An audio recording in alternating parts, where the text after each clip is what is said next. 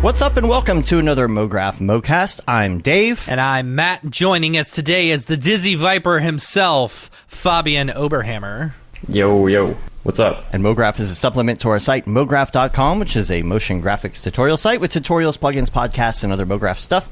And on the show, we talk about everything ranging from motion graphics to Cinema 4D, After Effects, plugins, render engines, doing business, doing taxes, being a contractor, or working for the man. You can email us info@mograph.com. Let us know what you think about the show. Questions, comments, concerns, queries, grievances, show topic ideas, artist suggestions. We're on Facebook, Twitter, Instagram, of course, TikTok, as you could see pre-show there. And mograph.com.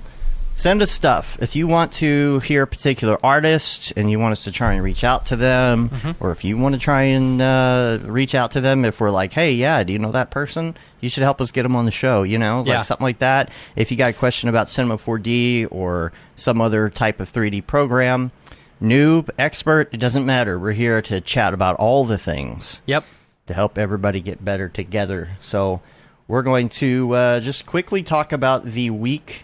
Do a week wrap-up in general. Not too much going on besides camp. Camp we're just is kind of getting ready. Is the focus, is the big focus. We only got a few more weeks left until camp, and So I feel, in comparison to last camp, I feel a lot more comfortable 2 weeks before camp during this one because we've done it before, you know. Yeah.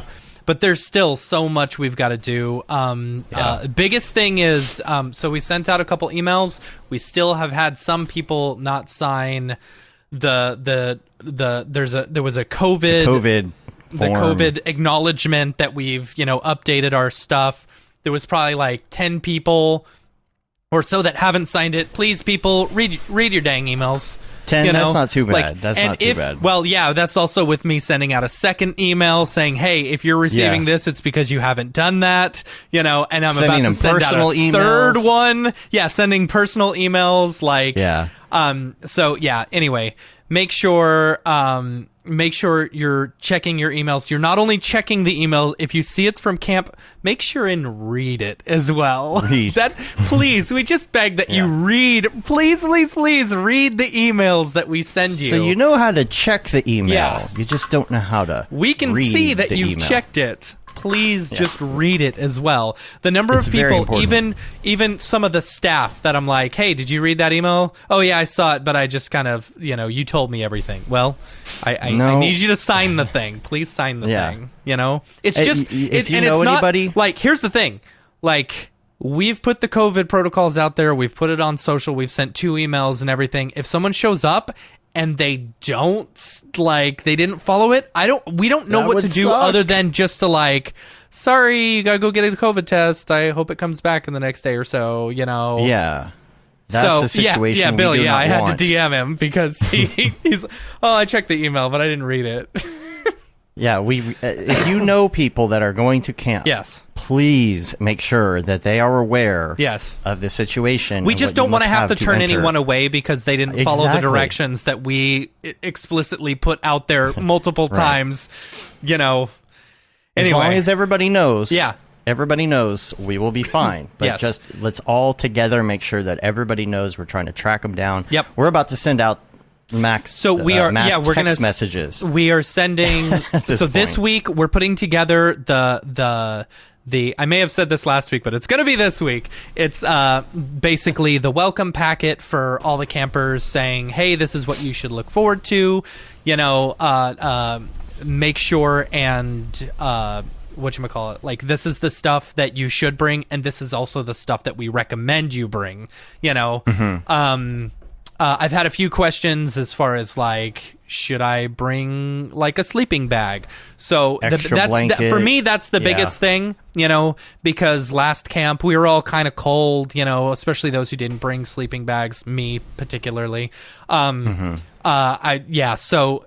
even though the linens are supplied this year, if they're anything like last year, because we don't control that, it's all according to the camp, they could be very thin, so I want everyone to be comfortable. So I would recommend bringing a sleeping bag and a pillow, even though you still get a pillow. Like I said, I don't know how how comfy those pillows are. So Get those, the Under Armour. Get those, Yep. the warm. Yeah. Underwear, whatever they are. I mean, so all the places, they're super comfy. all the cabins are heated. The Adventure Village cabins, they have like space heaters throughout and stuff. So we're good. All the other ones have radiant heating floors and stuff. So everyone will be comfortable. I'm not worried about that. I just want to make sure everyone has extra comfort. So.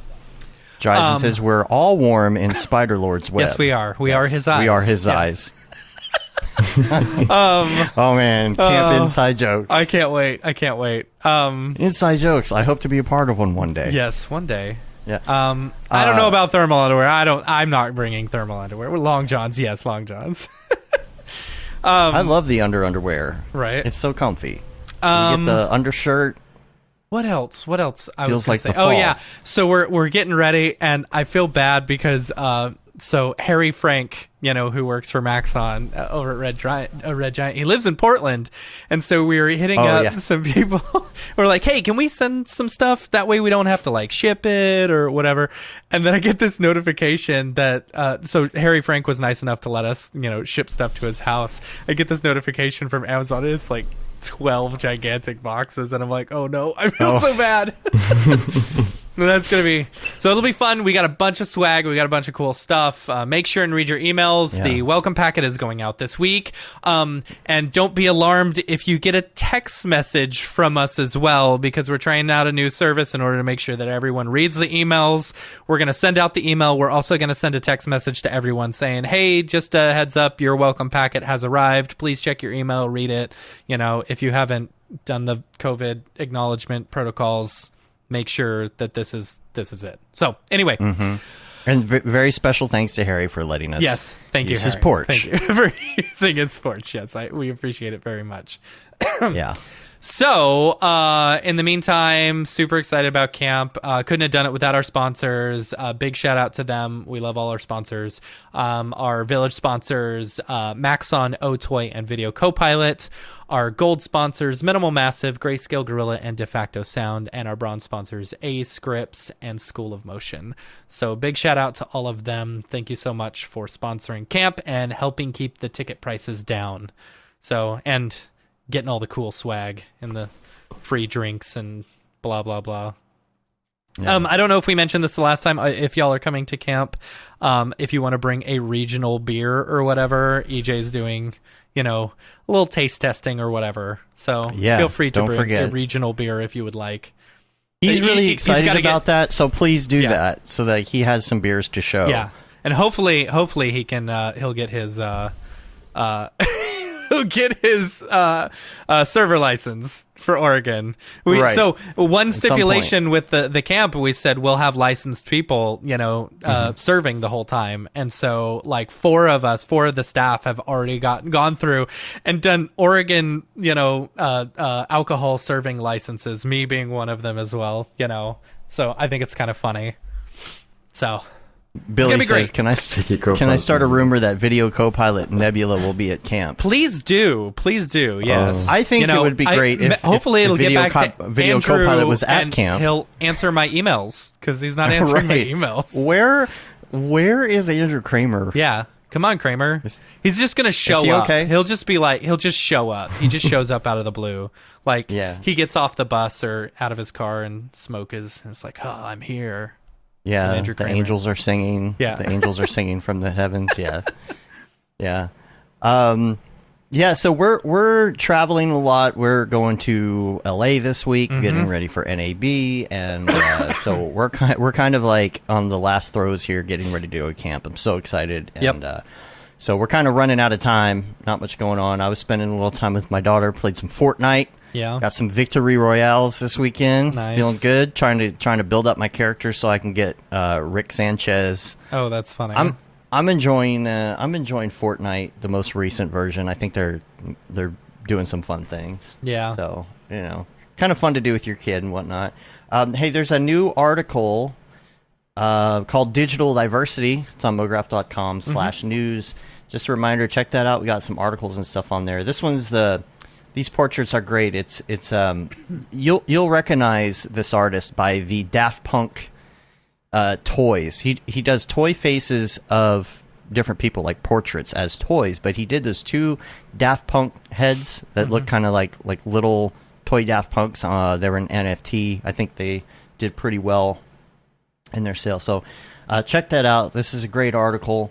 Also, I don't know if I mentioned there's that Stranger Things article we got up on there too. So check those out. And I don't have much else. We're just in full camp mode. So that's it right now for the week wrap up. So, Fabian, let's talk to you. Yes. First of all, now I did a little research on pronouncing your name, and I hope that I got that right when I said Fabian, because in the States, he was people doing say his Fabian. He was doing his thing, and I'm like, I'm pretty sure it's Fabian. I've never heard Fabian. So since it's a German name, it's Fabian. But honestly, I really don't mind how it's pronounced, since it's German and there is no English version of it. So Fabian would also be totally fine. But I appreciate the research. Gotcha. Yeah. Sometimes it's hard. My secret is I'll go to other videos that people have been in, and I'll listen to them say, "Hi, my name is," so I can figure it out for the promos. So what? Because I like to try and get it right, because I'm really bad with the pronunciations. But totally, me too. Every time I'm on live stream and some new guy follows, I always try to get it right, and they also don't care. Right. But I totally get what you mean. You want to get it right, and it's something that makes viewers also feel more comfortable. I feel like. Yeah. I feel like if I apologize profusely on a regular basis, then people will understand when I completely get their name wrong. Yeah. Just blanket apology to everybody.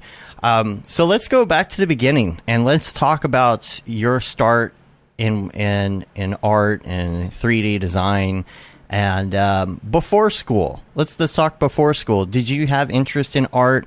Did you notice things in 3D? What hooked you? And I guess the main question would be what was the first thing that you ever saw in this industry that got you going this direction? So originally I started music production.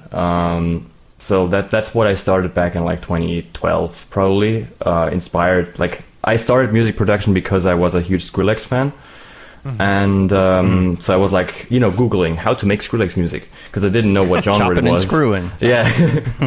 And so that was what got me into music. And later on, when I started producing my own albums and tracks and releasing them, I was looking first of all for cover art, but then also for live visuals. And I came across Beeple about his free stuff.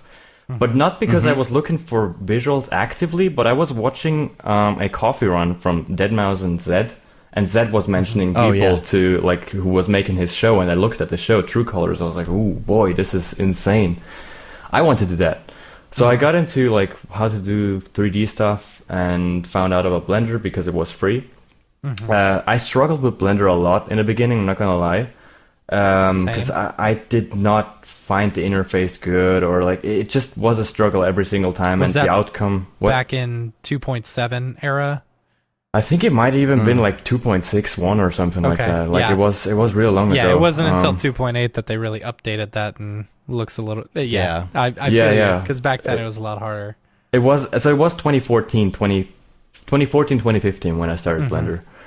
So I think it was 2.6 something, and I'll use that for 1.5 years and really struggled. And the outcome also was, I was okay, I shouldn't expect too much because I'm just starting out, but it just didn't feel right. So then looking more into people's artworks and stuff, I decided to get Cinema 4D, which then changed everything within 2 days. Pulling 3 all-nighters, just trying to learn it. And it totally worked out for about half a year. And what then really changed everything for 3D was when I got into Octane. Because it just was straightforward, easy to use, and looked amazing. I would say almost from the beginning already.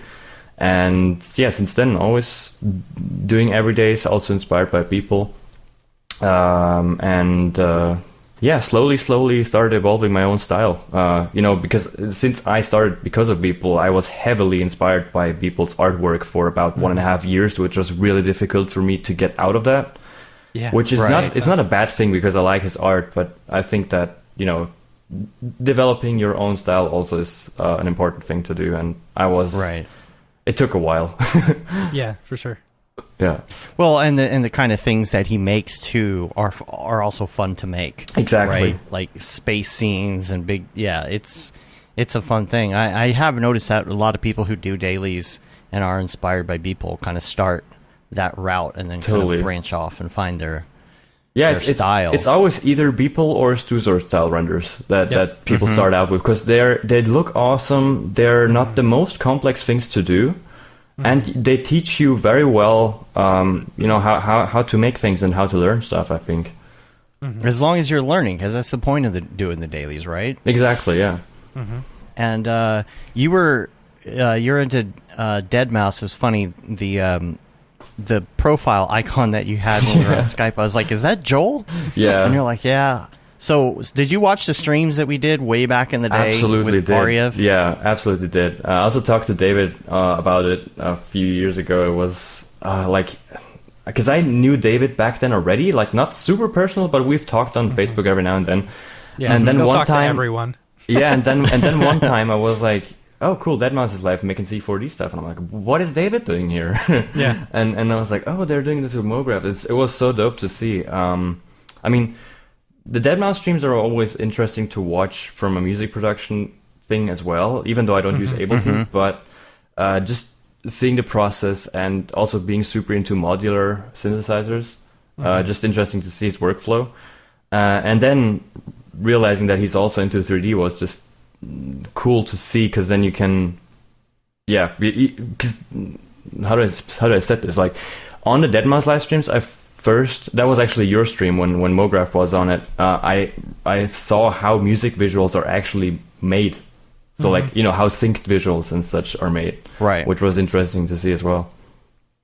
Yeah, he was using at the time, some playback software and stuff for stage, and we were kind of just doing these 60 frame renders, and he was putting it in, and now he's kind of gone to the he didn't need us anymore. He's gone on to the real-time stuff. He's which using is Unreal, cool. and which is very really cool.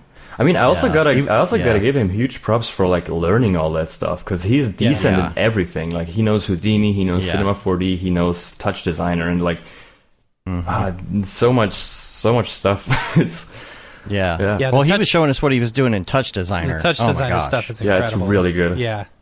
Like the fact the way that he had it all synced. He's got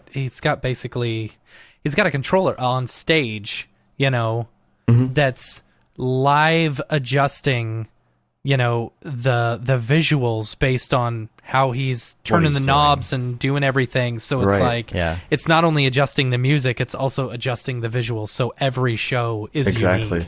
It's cool. I've actually seen something similar by, I don't know if you know the name, Max Cooper. Is a music artist who pretty much he uses one controller. So I have a tractor of one that you have the knobs, but you tie them to 3 different programs at the same time, which is cool. music and visual, and then you pretty much you distort the visual with the music together, and it looks really cool when you see it live. Casper says Deadmau5 on Mograph podcast soon. Actually, he already was on the show. Yeah, he was on the show. Oh, really? You should go check it Quite out. a few years long ago, time ago. 3 or 4. Yeah.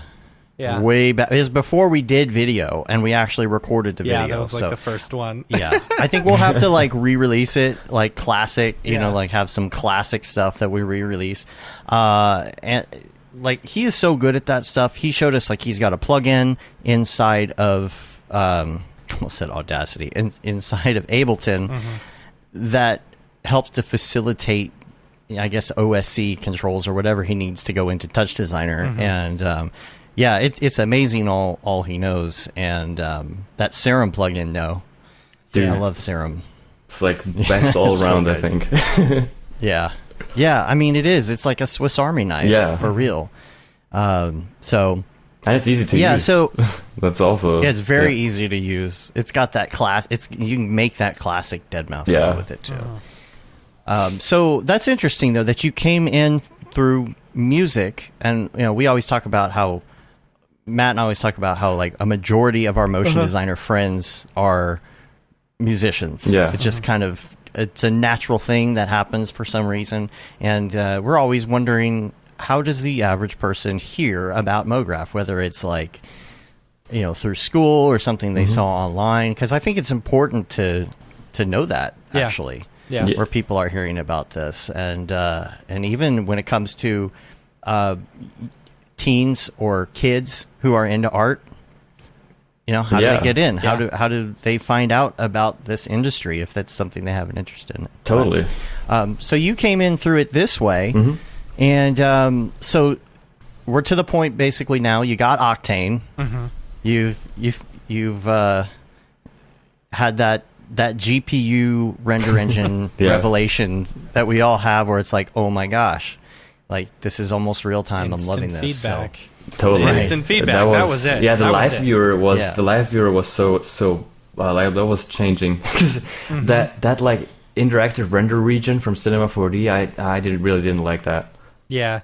It was fine if you were using only luminant materials and no GI and whatever. Right. But it's like the worst part would be, waiting 15 minutes for a V-Ray render just to see if the lighting's okay, and then making one little change, and then that's the thing. Like Octane, like the final render back in the day may have only been a little bit faster than some of them, to get them to look super photoreal, but that instant feedback. Like that was freedom. Sped up your workflow significantly. Indeed. Yeah. That's true. You got all of that, and you found out about it through music. But my question is, besides doing dailies to kind of up your game and your technical skill, what I really like is some of the color and things that you put in to some of these renders. Thank you. Where did you kind of study that type of thing? Is it something that comes naturally? Are you seeking out inspiration, like color inspiration? So I didn't study anything regarding this by the way. Like I didn't go to any school for arts, or actually I went to school for tourism economics. So it's like completely different. Tourism economics? Yeah. Wow. Yeah. Okay. So. So like I pretty naturally much, you land on I would say the colors come naturally by also from inspiration, of course, because I mean I do have certain artists that inspire me, but what I do a lot to get inspiration, because I'm always really careful because I don't want to copy anyone, but I want to get inspired. So I have this. That's hard to. So I have this neat technique that I found in a psychology book. It's pretty much what I do is I go onto ArtStation, look for a certain genre that I want to make. So it's like sci-fi, nature, even like broad stuff like concept art or lighting, and I just look in the center of the screen and scroll through it as fast as I can to like pick up shapes and certain colors and maybe even like just like seeing the small thumbnails. I get inspiration for colors, shapes, certain scenery, but without risking to subconsciously copying somebody.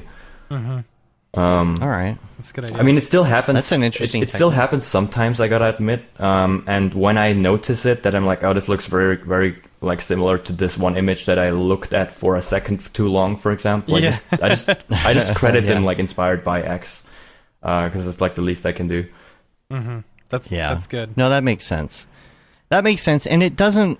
If you're doing it for the practice, it doesn't hurt. And I would love to bring this back at some point. It's on the list, but rando render that we used to do, where it would say, okay, here's an idea for a daily. Here's a random idea. Something that I had just put a couple in and didn't really hype this up too much, and I would love to do this more, is a somebody inspired something. Yeah. So, like, do a Blake Catherine inspired toaster, right? And it's like, okay, that it's almost like it's giving you permission to not to plagiarize, but it's giving you permission to do that style, so that when a client comes and says, hey, I like this style, can you do this style? You're like, of course I can do it, because that's the point of the daily, is to do the practice, right? So And that's kind of like a license to do a style, you know. Yeah, so. and like I'm honestly I'm not trying to not copy somebody because I'm like saying that they would be mad, because I don't think.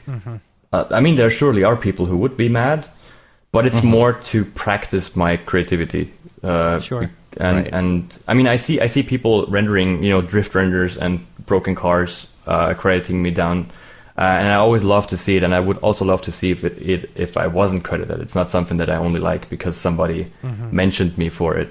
Yeah. Because but it's still super cool to see. And the Viper name, let's talk about that.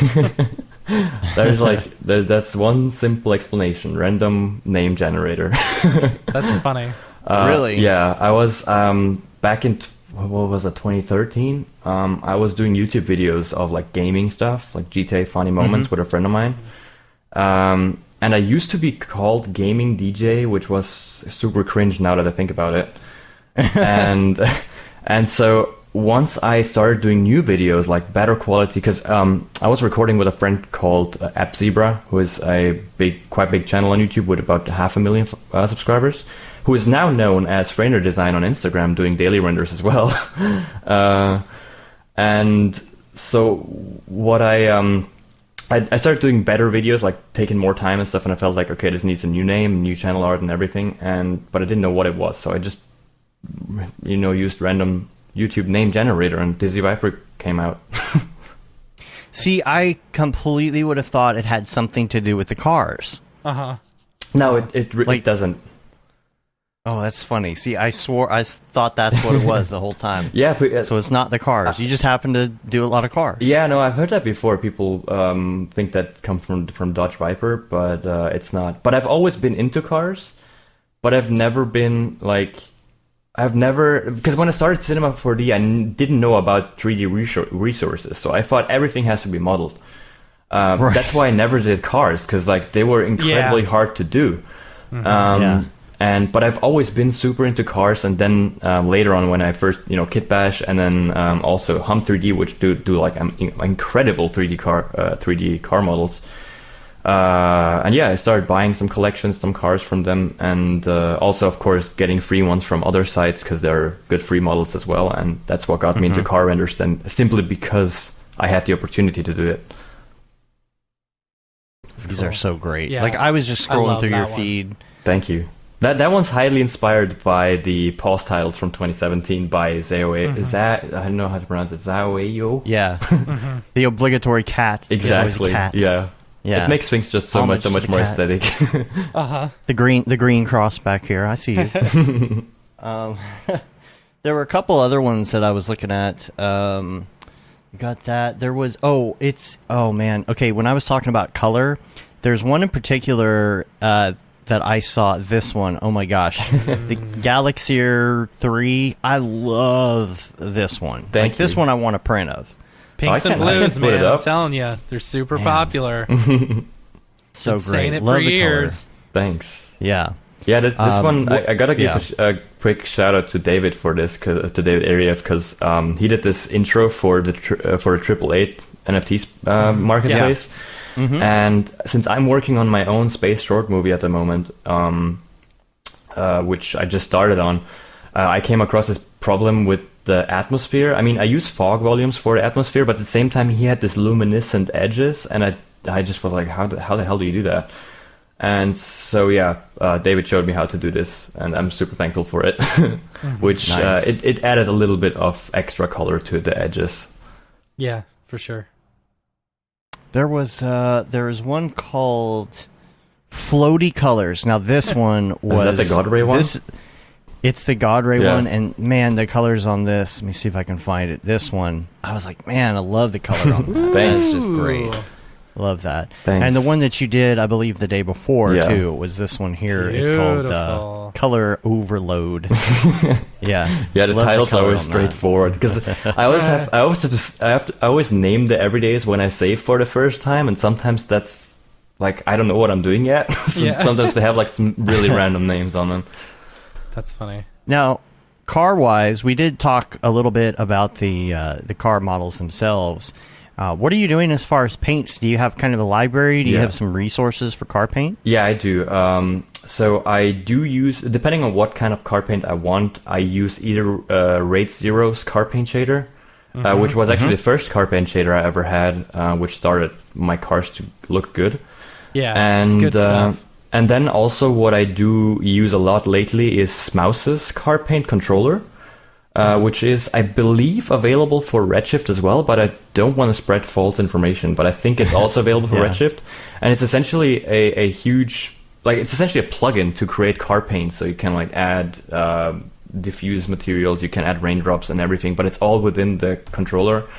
And Cool. I mean, the Deadmau5 car paint shader is a lot more versatile, but it still has some things that it can't do, like the Rate Zero shader. So I still use both regularly. They're a really Gotcha. good mix between the two. And for the other stuff, like for this scene example, you got the street and some plants and things. Yeah. Are you doing like Quicksilver? Is that your main library? Or? Yeah, so Quicksilver is my main library for most of my assets or scans and textures. I'm still a huge fan of RD textures. Like Christoph Schindler is incredible. I actually do think that RD textures are probably the best displacement maps out there. And then also Polygon a lot. It all depends on what kind of texture I'm looking for. Because for example, Quicksilver doesn't have a whole lot of street materials. They have asphalt, but nothing with like the line on it. So that's what I mostly use Polygon for example. Right. Now this one here kind of gives me Never-Ending Story vibes. Yeah, right. Going through the gates. What was I going to ask you? Anybody who is kind of new to this and is looking at doing dailies, I think it's good to maybe talk a little bit about not being afraid to use models. Yeah, totally not. Like I don't think every site where you can get models, they have like a certain README or something that tells you how you can use them. So as long as you read that and know what you're using them for, you're safe. And even if it says you have to credit the artist, just credit it. There's like no harm to anybody to do that. And there's actually, it's the opposite of that for me, because if I credit an artist, I've gotten into touch with incredible artists just by crediting them for the models. Yeah. Right. I see that.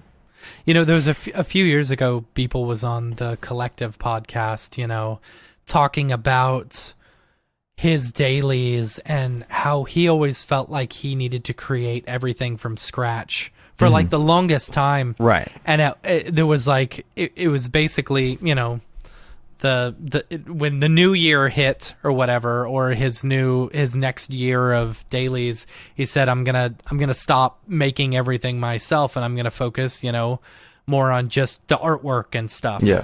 I'm gonna use models. I'm not gonna model everything myself. And I feel like his work significantly shifted and became much more about the the composition and color and lighting and everything. Right. In that versus just, getting a daily out per se. Totally. If that makes sense. Yeah, telling the story Totally. instead of worrying about like the little micro Correct. modeling things that are going to take up all the time. Yeah, because that's when he something was... that... Oh, sorry, go ahead. No, I was going to say, when he was on this podcast, he was going through and he was modeling buildings, just real quick, going through modeling buildings and stuff. And it's like, that takes a lot of time. Yeah. Yeah.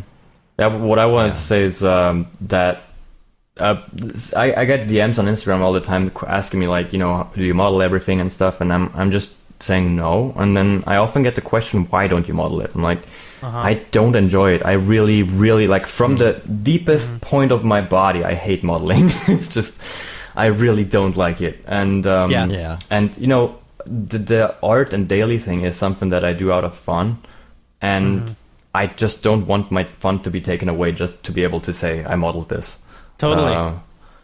Absolutely. I enjoy modeling, but only when like it's something new, right? Like I can here's see a that. customer with a new product or something, and there isn't a model of it. Yeah. And I Yeah. do kind of enjoy that. But like if I'm trying to just put out a promo or something, I don't Yeah. want to sit there and model. I want to get all Yeah. my stuff done. I Yeah. want to like, you know, and one of my questions would be like on something like this, which I love this one, Yeah. Train Twister. Spline wrap? Yeah. How did you go about that? Spline wrap. Spline wrap on a helix. So- That's nice. So this was a model already made then. Yeah, it's like it's a model of a locomotive, a model of a back trailer, and I just had to, not retopo it, but like add a lot of subdivisions on the vertical Yeah. side because I was they gonna were say. because otherwise it wouldn't be so round. So that was a little bit annoying because it was already subdivided. So I had to add like 10 subdivisions to each of the each of the subdivisions. So it took me like half an Yeah. hour to get them all in. But It looks, yeah. it's beautiful, and I love the illustrative look. thank you. This Like- part right here in particular, the red that comes out right here, is that on purpose? No, I wouldn't say so. No, it was one of these happy little accidents. I'd say. Yeah. I mean, Yeah. I have to think about it because, so I was just saying because it red, draws the eye perfectly right there. You know. So the red wasn't on purpose, but that whole side lighting of the train is not from the neon lights. It's actually like Right. an invisible area light that is lighting Yeah. the side a little bit. So it's sort of an Yeah. accident. The red thing in itself is an accident. Yeah. Yeah.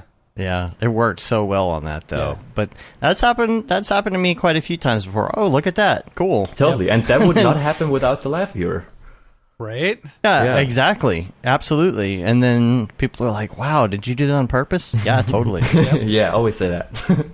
Yeah. And I like this other train one too. Is that this? That's not the same train. No, But it's not. yeah, But I like think the it's the same trains. wagons in the back. No, it's Yeah. actually the train on the left is the same train. Oh, That nice. little one. But yeah, I coming from the car renders, I saw. I wish I could recall his name. There is an art. No, it's a super long lane that I don't remember. It's an artist that does incredible train renders, like mind-blowing train renders. And I was like, dude, train renders is something I haven't done before. So I recently, like a few months ago, I started doing train renders every now and then. The only downside of that is that it's really hard to find good models that don't cost an arm and a leg.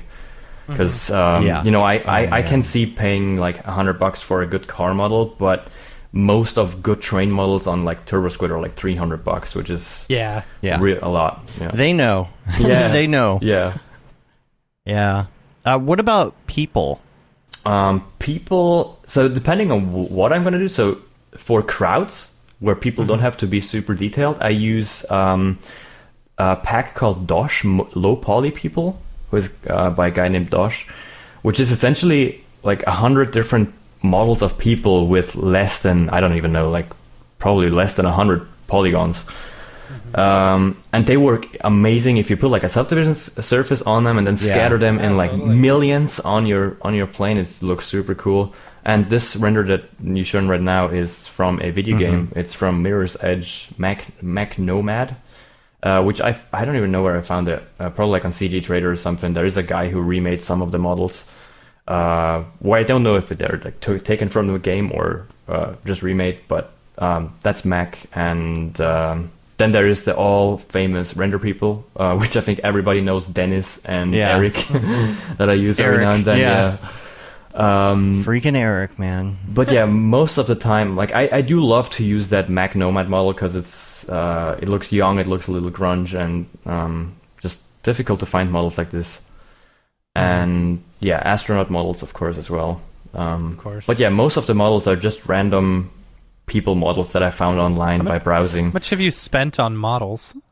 Yeah. Oh, like Gosh, look, I love that. Look at that color. I mean, there is Man. at least like $4,000 on Kitbash 3D stuff. Wow. And like, well, honestly, like I don't spend a whole lot of money on models because whenever I buy a car model, I usually wait until I get a client project for it, Oh, okay. and then get that through there and like use You're it like that. You know what this render could use? A car. Sort of, but like I Yeah. get clients coming to me like, "Hey, can you render a Pagani for me?" I'm like, "Yeah, sure. I just have to buy the model." And I'm like, Yeah. "Yeah, cool." And then Yeah. I get the model through that because then they sort of pay for part of it, not for the whole model, of course, but for part of it. and that's how I got most of my car models down. And these are the low poly people back here, right? Exactly. Yeah, those are the low poly people. Yeah. That I just looked up the Dosh, low poly people. That's a really cool set, and it's like $150 or something like that. Yeah, that's been worth all the money, honestly. Like, I use it so much because if you have a bunch of render people models, you can scatter like 200,000 of them around. Yeah. Oh, that's beautiful. Love that. Where'd you get that model? The DeLorean. The DeLorean. That's actually a Blender model that I had to convert to Cinema, but it was a free model also. Nice. I told my wife yesterday that I wanted to get a DeLorean tattoo. Oh, that would be cool. Tattoo? Yeah, tattoo. Like I want to do a whole like leg piece all about time travel and stuff. You know? A leg piece. That sounds awesome. Mm-hmm. I was saying I'm getting to the point where Cinema 4D and Octane is life changing enough for me that I'm planning to get like a little Cinema 4D, like half Cinema 4D, half Octane logo on my wrist. Yeah. There you go. I've always wanted to do something like that. That pays homage to everything in general, but like isn't too specific in case like 50 years from now I'm like, why did I do that? I mean, I got this but I think like I don't know if 50 you see years it from stream. now you won't care. Like, there you go. That 50 one? years from now you won't care. I don't know where to move my hand. There we go. Like that's there like you go. Yeah, that's like that's my very Tesseract? That's my very first ever render. That's cool. It is. This was the first product that I ever produced after hitting render on any program. Funny. I have an old school television tattoo on my that left sounds calf. dope too. Yeah, it's got static going on. I originally wanted to do color bars, but I was like a poor college student, and he's like, "That's going to be too much." And I was like, "All right, can we do static?" So I make the joke now that it doesn't have its digital or analog to digital converter on it. Yeah. Oh. I was thinking about doing something with like a XYZ axis or something. That's also a cool idea. I like that. Yeah. One thing I wanted to add earlier, just when we were talking about models and where to get them, what I really, really want to put on everybody's heart when looking for models, spend time looking for it, because I found the most amazing free 3D models, but I had to look for them for an hour. Or even if a model looks bad at first, that's something that I only learned that like half a year ago. There are certain car models that have like really jagged edges and just look bad. Most of that is just a Fong tag thing. Like somehow I managed to make like a shitty looking Ferrari 488 Pista look photorealistic just by changing Fong tags, and it's like just don't be afraid to spend a lot of time looking for certain models, because most of the time you'll find them. Yeah, and for free or cheap, or just something that where you say, okay, I can use that. See, I'm impatient, so I'm like, fine, $50 turbo's good, fine, fine. See, I do the cost ratio. It's like how many hours would it take me to model this? Versus absolutely. What's the price? Yeah, exactly. What's my hourly rate that I'm willing to sacrifice in order to model something? And if it's just cheaper, and I'm like, oh, I couldn't model this in 1 hour. Okay, I'll just buy it. Right. I mean, there's also, if you've seen the renders, I used a Bugatti Chiron sometimes. Mm-hmm. That's a free model, and and it looks super good.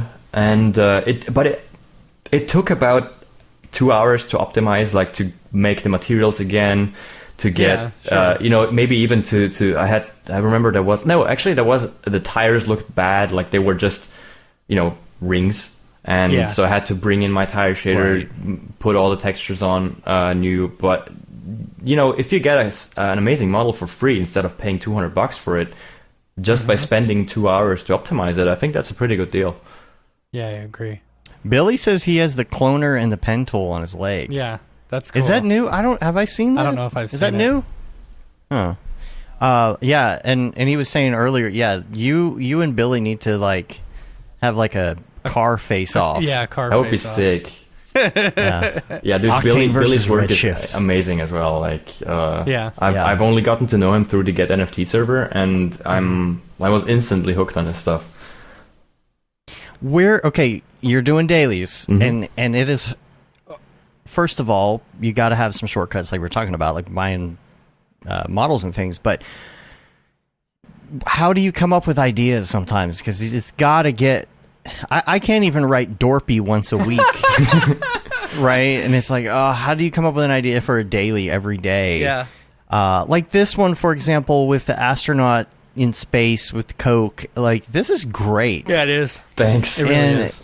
Like, where did this idea? How does this start? Do you start with the guy and you're like, oh, I'll make a scene, or do you make a scene and then come up with the idea for the guy, or?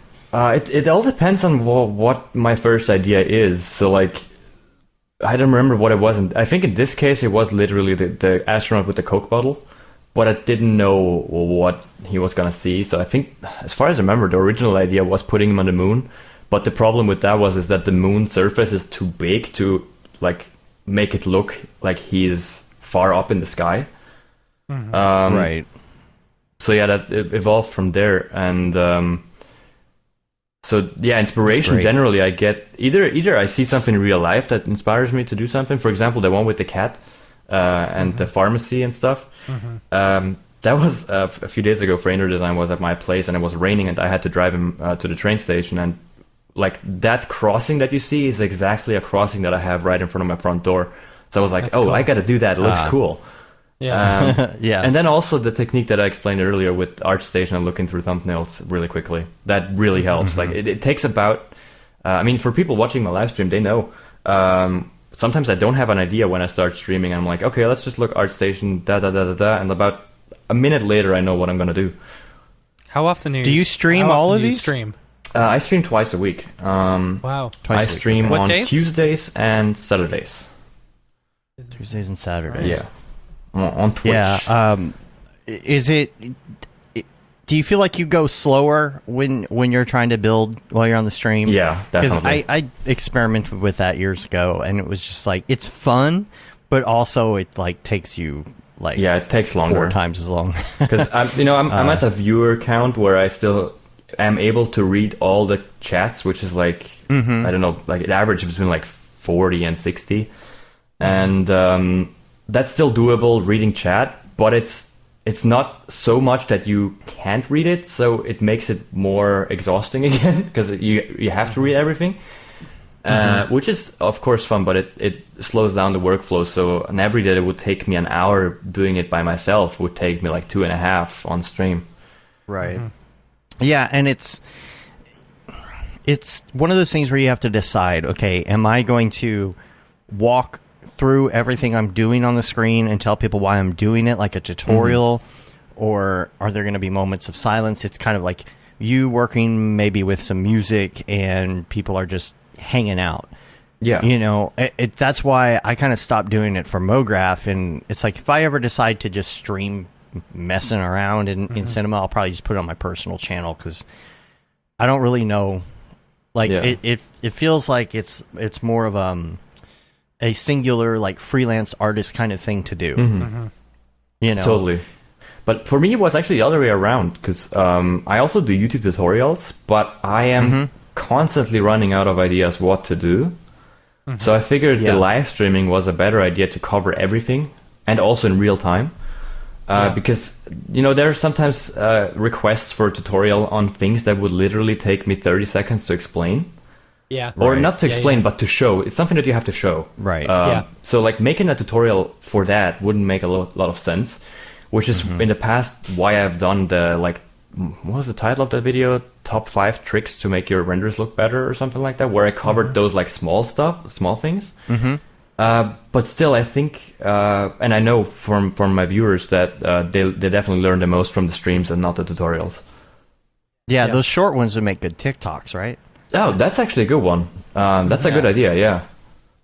Yeah, you should put them on there. Now, I've also wanted to ask you about this one here because, wow. Those are... This is called... The Nightmares. Nightmare, NGHTMRE. Yeah. How did you come up with this one, and does it have a meaning? It doesn't have a meaning, because I'm fortunate enough to never have nightmares. Like, I don't remember having a nightmare ever. I mean, yeah, maybe as a kid, but it's just something that... let me think. I feel like I remember the inspiration for this. It was a. And where did you get the model? The model is just a naked Daz man. Okay. And just crank up the smile as far as you can to make it look creepy. Okay. And blacken out the eyes. But the inspiration for this came from, or part of it came from a TikTok account that I don't remember the name of, who does like these super creepy animations. Like they are like 10 seconds long, but they're so creepy. I mean, I can check it out because I feel like everybody should see this dude because it's incredible, and I'm sure I just have it somewhere on my phone. It is called.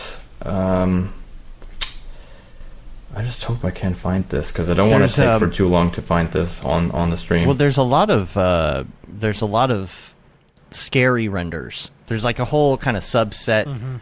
People who like to do scary renders. Luis Miranda's done a bunch of them. Luis, yeah. So I think he's moving to some other areas. I think Luis was kind of exploring that scary stuff in the realm of NFTs, and I think he decided to try a couple other things. And, there's one on TikTok called "Lights Are Off." Yeah, that's the one. That's the one. Okay, that's the one. Yeah, Lights Are Off. My brother sent me that one yesterday. It's like super creepy and it has like a black and white. Like jump it scares. has like a black and white profile picture, right? Yeah. Then that's the one. That's this stuff is insane, and it's actually really scary. Yeah.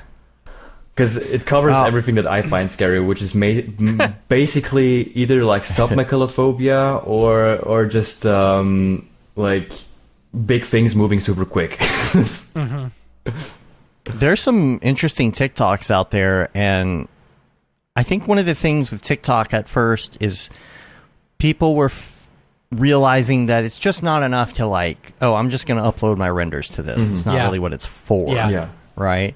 There's a certain thing you either got to do. There's a certain amount of like interactivity that you have to do. Yeah. Or like storytelling and stuff like that. Right, but you almost have to be a TikTok user to make TikToks. You know what I mean? You have to be into it to understand, you can't just, not to right. And like to follow the memes and all of that. I think the ones that are successful are the ones that play off of that. There's the account, Matt, that you sent me last week, because there's trends and stuff, right? So there's a trend of the guy where the drone is going around him and he's shaking his butt. That guy's in Dallas. That became a thing. Oh, is he really? He's in Dallas, yeah.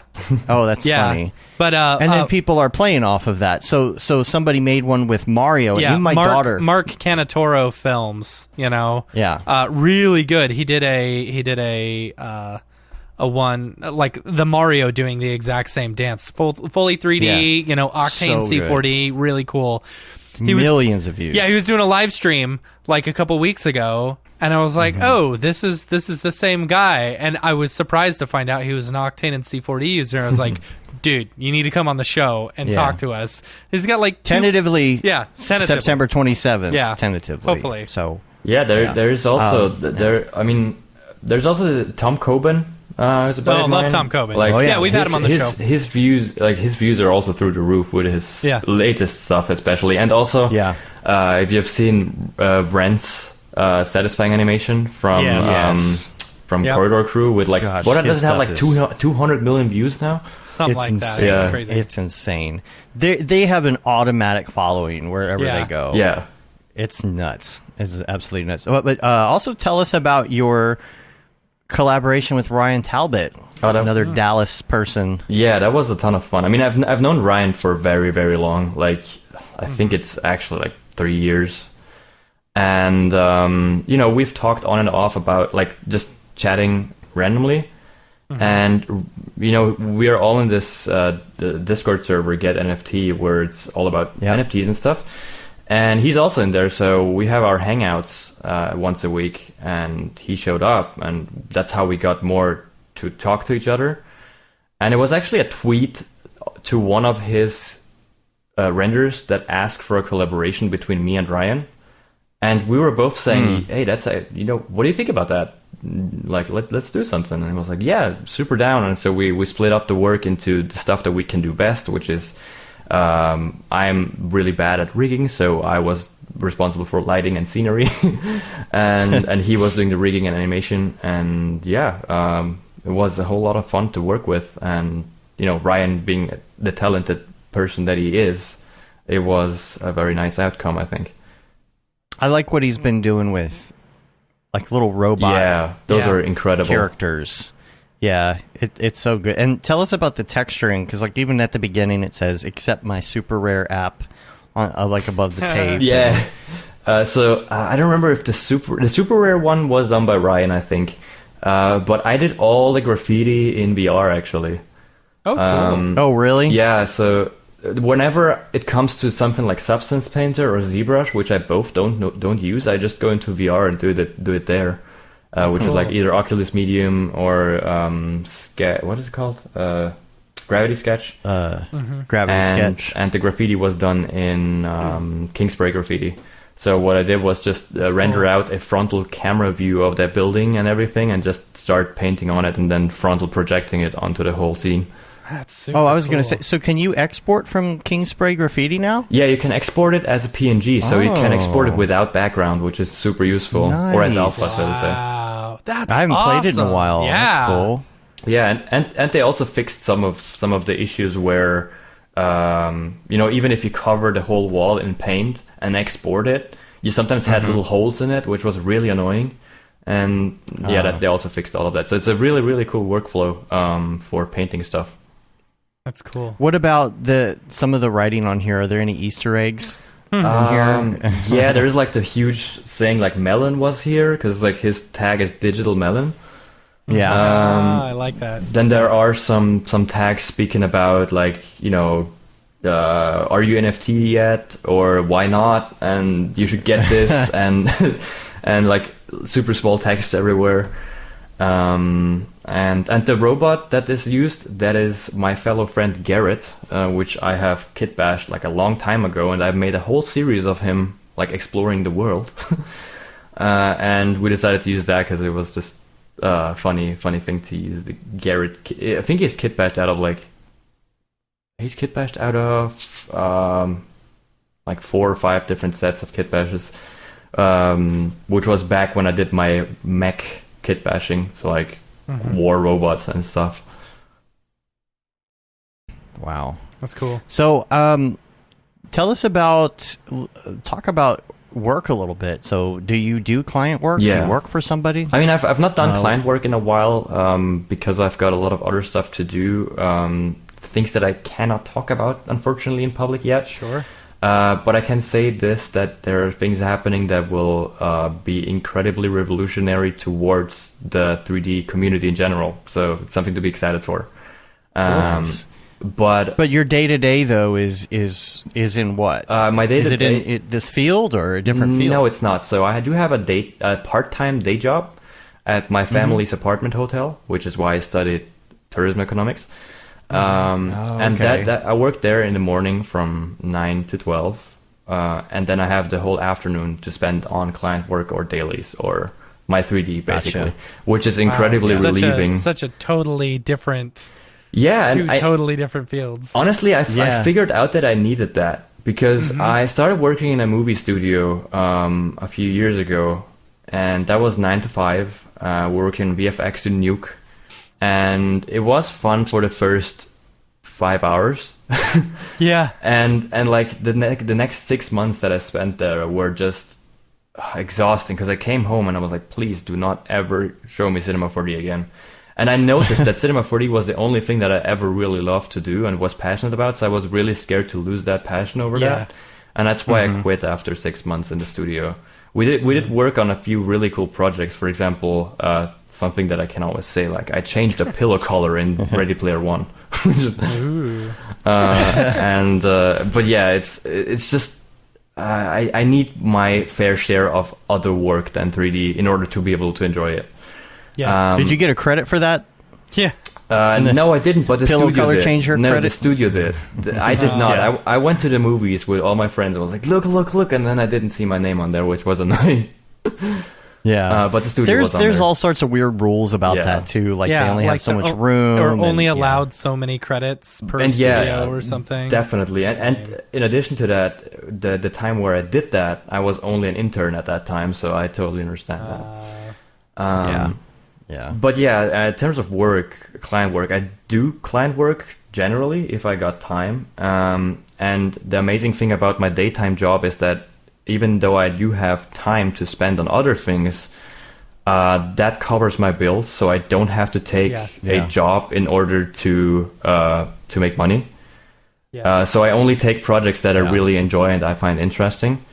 That's a great place to be. Yeah, totally. Like I feel very fortunate to do it that way. And I focused for a while. I focused on stage visuals, which was a lot of fun to do. I worked on shows for Excision, for example, was definitely one of the biggest shows that I worked on, and one of the most fun ones because that like hand syncing to music is something really, really fun to do in my eyes.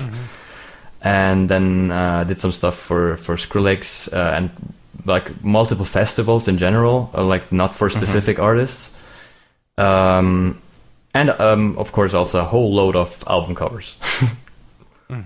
Anything in particular? Album cover wise, yeah, I did a few covers for Oliver's, who's a dubstep DJ in the label of Disciple, which was fun to do. Then I have had, let me think, because it's been a while that I did my last album cover.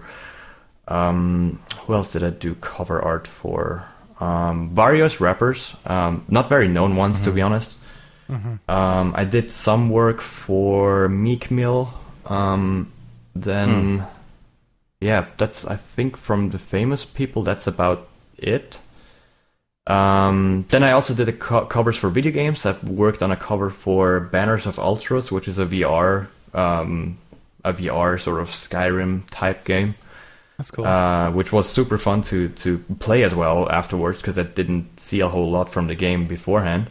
And that was actually, funny enough, my quickest commission ever, because they were asking me, hey, can you do this cover? And I was like, yeah, sure, I actually got time right now. Let's get on a call. And so like from the first email that I got from them to the finished product and payment was about 3 hours.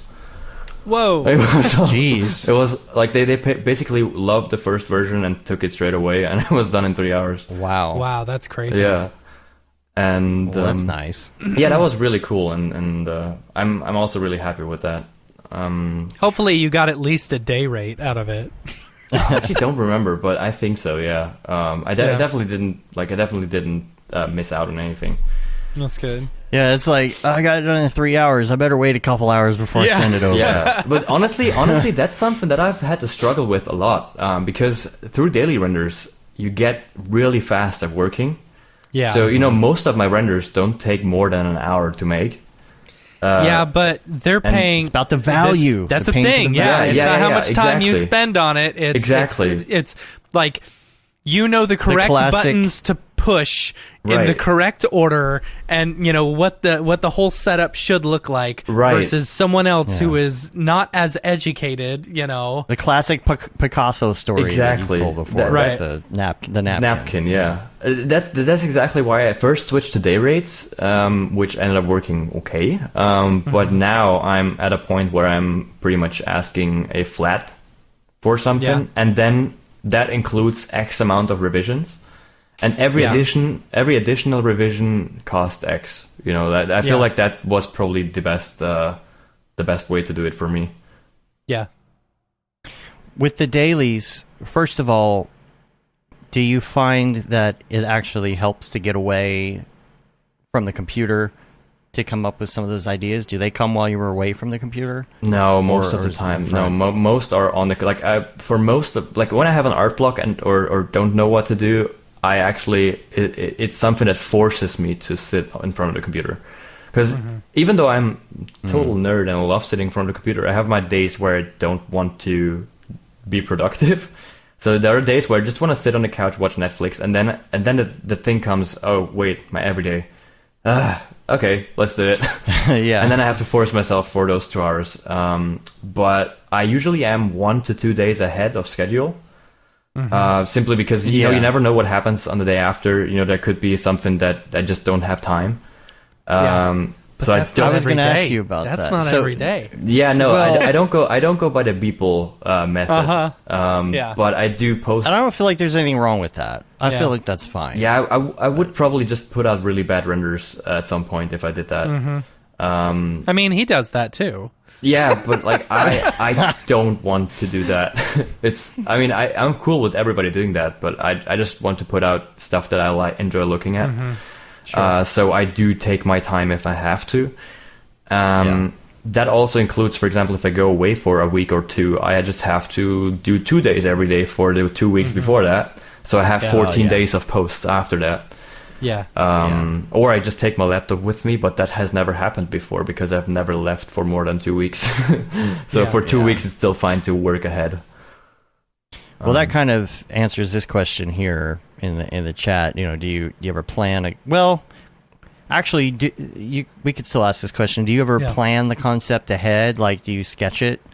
Do you rarely, but I do. Yeah, like an idea or have an idea, and it's like, okay, let me put that on the list for tomorrow. Yeah, I do that. Something. Occasionally, if I do get an extra idea, for sure. I don't sketch a whole lot. I maybe sketch like one in every 200 projects. I do sketch for my loops though, or loops or animations. I sketch some stuff out. But yeah, usually no. Since I'm horribly bad at drawing, it wouldn't do any good anyway. So I feel like. Do you get burnout on the dailies though? Like, do you feel like there are some people that are doing this that are like, I'm going to do this until I get tired of it, or I'm going to do this for a month, or I'm going to do this for a year. Or there's some people that say, I'm going to do this the rest of my life. I don't care what. Like, where do you fall? I'm currently saying I want to do it at least to the 10-year mark. That's currently. I'm almost halfway there. So it's like that's also a thing. The longer you do it, the less compromising you get. So like, if I just started doing dailies a week ago, I would probably say like, it doesn't matter if I miss a day. But since I've been doing it for 4 years now, it's like, okay, no, I just cannot miss a day, and I also me in cannot sobriety. And I also just cannot stop. The only thing that keeps me sober, especially during the past year and a half of pandemic, is the fact that I've been sober for 12 years. But yeah, that's what I mean. It's just the pressure is built onto you by the fact of how long you have been doing it. And that's at least for me, it doesn't feel like pressure at all. Like it's not a pressure by the people that gets me on. It's more really, dude, I've been doing this for 4 years. I can't just stop now.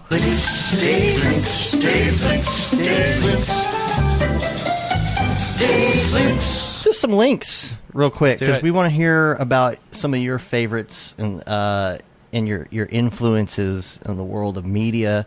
And I've got some pretty good links here today, actually. This is like throwback to when my link segment was good. We got all right, so this person, Instagram user Antiranus_3D, I'll put the link in the show notes because, like I said, I'm bad at pronouncing things. This is an Instagram. He actually originally posted this on Facebook, and I think it was just in the Cinema 4D Facebook group, but it's called CGI Popcorn. And I've tried to make popcorn before, and it's not easy, especially if you want to make it look like it's popping, and there's some Houdini involved if you really want to go that route. But I actually scrolled past this, and I thought it was real popcorn, and I was like, oh, wait a minute. I was like, this is good. Did you see it? I have seen it, I've seen it on Facebook. I was like, I have never been this mesmerized by popcorn. It's like insane. It looks so really good. I think I've seen it. Like, are you able to bring it up? Yeah, I could probably bring it up. It's just so on point, though, because it's such a hard thing to do. And I was like, man, you just like nailed this. Let's see if I can find it here. It's really hard to explain to people that are not into 3D how hard it is to make the most normal things.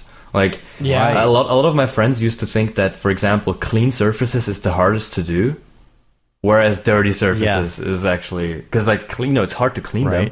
So yeah, this video, it's so good. Yeah, look at that. That's so good. And you got the oils. in there and everything. And I was like, I cannot believe it. Such a good job. That's super cool. I'm just looking at what it says down here in the details. Cinema 4D in the tags. After Effects, VFX, OTOY, so I'm guessing it's Octane. That's all I see in here. Is there no Houdini hashtag? I see physics and simulation, but I feel like that must have been done in Houdini. I mean, that's incredibly complex. Okay, so break it down. How do you think it's done? Well, I kind of know because I tried to look it up once and figure out if I could do it, and then I kind of gave up because I was like, that's not going to happen in a timely manner for me. But it was basically kind of flowering, like if you would make a flower bloom. Think about it that way, though? Or in a way, because I feel like you're unfolding it. I feel like you could fake it. Yeah, yes. you could fake it with like I mean, you could. They are there so quickly. You could do like a scale up in like a frame or two or something. Maybe like that's that. it. Maybe it's all Mograph. Yeah, honestly. Yeah, that was my thought too. If I had to do it in cinema, probably I would first try to have the corn and the popcorn as two models, and then use like a shape deformer. Yeah. Because if you look at the popcorn, it's all the same. There's no difference between all the different popcorns. The question is, does the one that I was looking good? I don't know if the physics would look that good. Mograph might. Yeah, they are kind of different. But see, the one that I originally was looking at was actually kind of a slow motion popcorn pop. Mm-hmm. So that makes sense where you would want to like have it unfold in slow motion. Sure. So, but you're right. You could do this without that, but there's some physics going on for sure. It's beautiful. It's definitely a beautiful piece. Yeah, that's awesome. So here's some other links in the Unreal field. Actually, let me mute this site here so we don't have to watch commercials. But there is Matthias actually sent me this. This is a sim plugin for Unreal. It's called Fluid Ninja, if you've never heard of it before.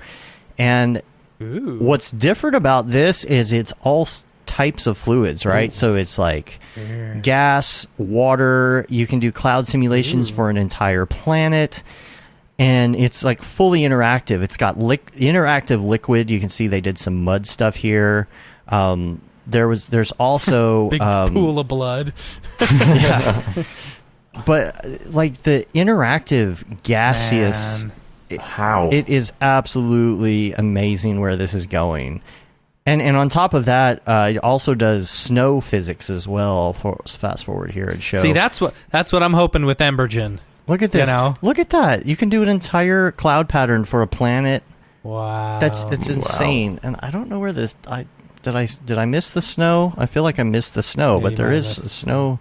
Yeah, the day will come where you need to have 239s to play Diablo 5. There we go. Yeah, right? Yeah. Wow. Look at that. Man, that looks so good. Crysis still doesn't run on him. But yeah. Super cool. So check that out if you're into Unreal. God, that just makes me want to download that just to mess with it. You know? And let's see, what else do we have here? More Unreal stuff. So two links here. I think possibly I saw that Arya shared this one.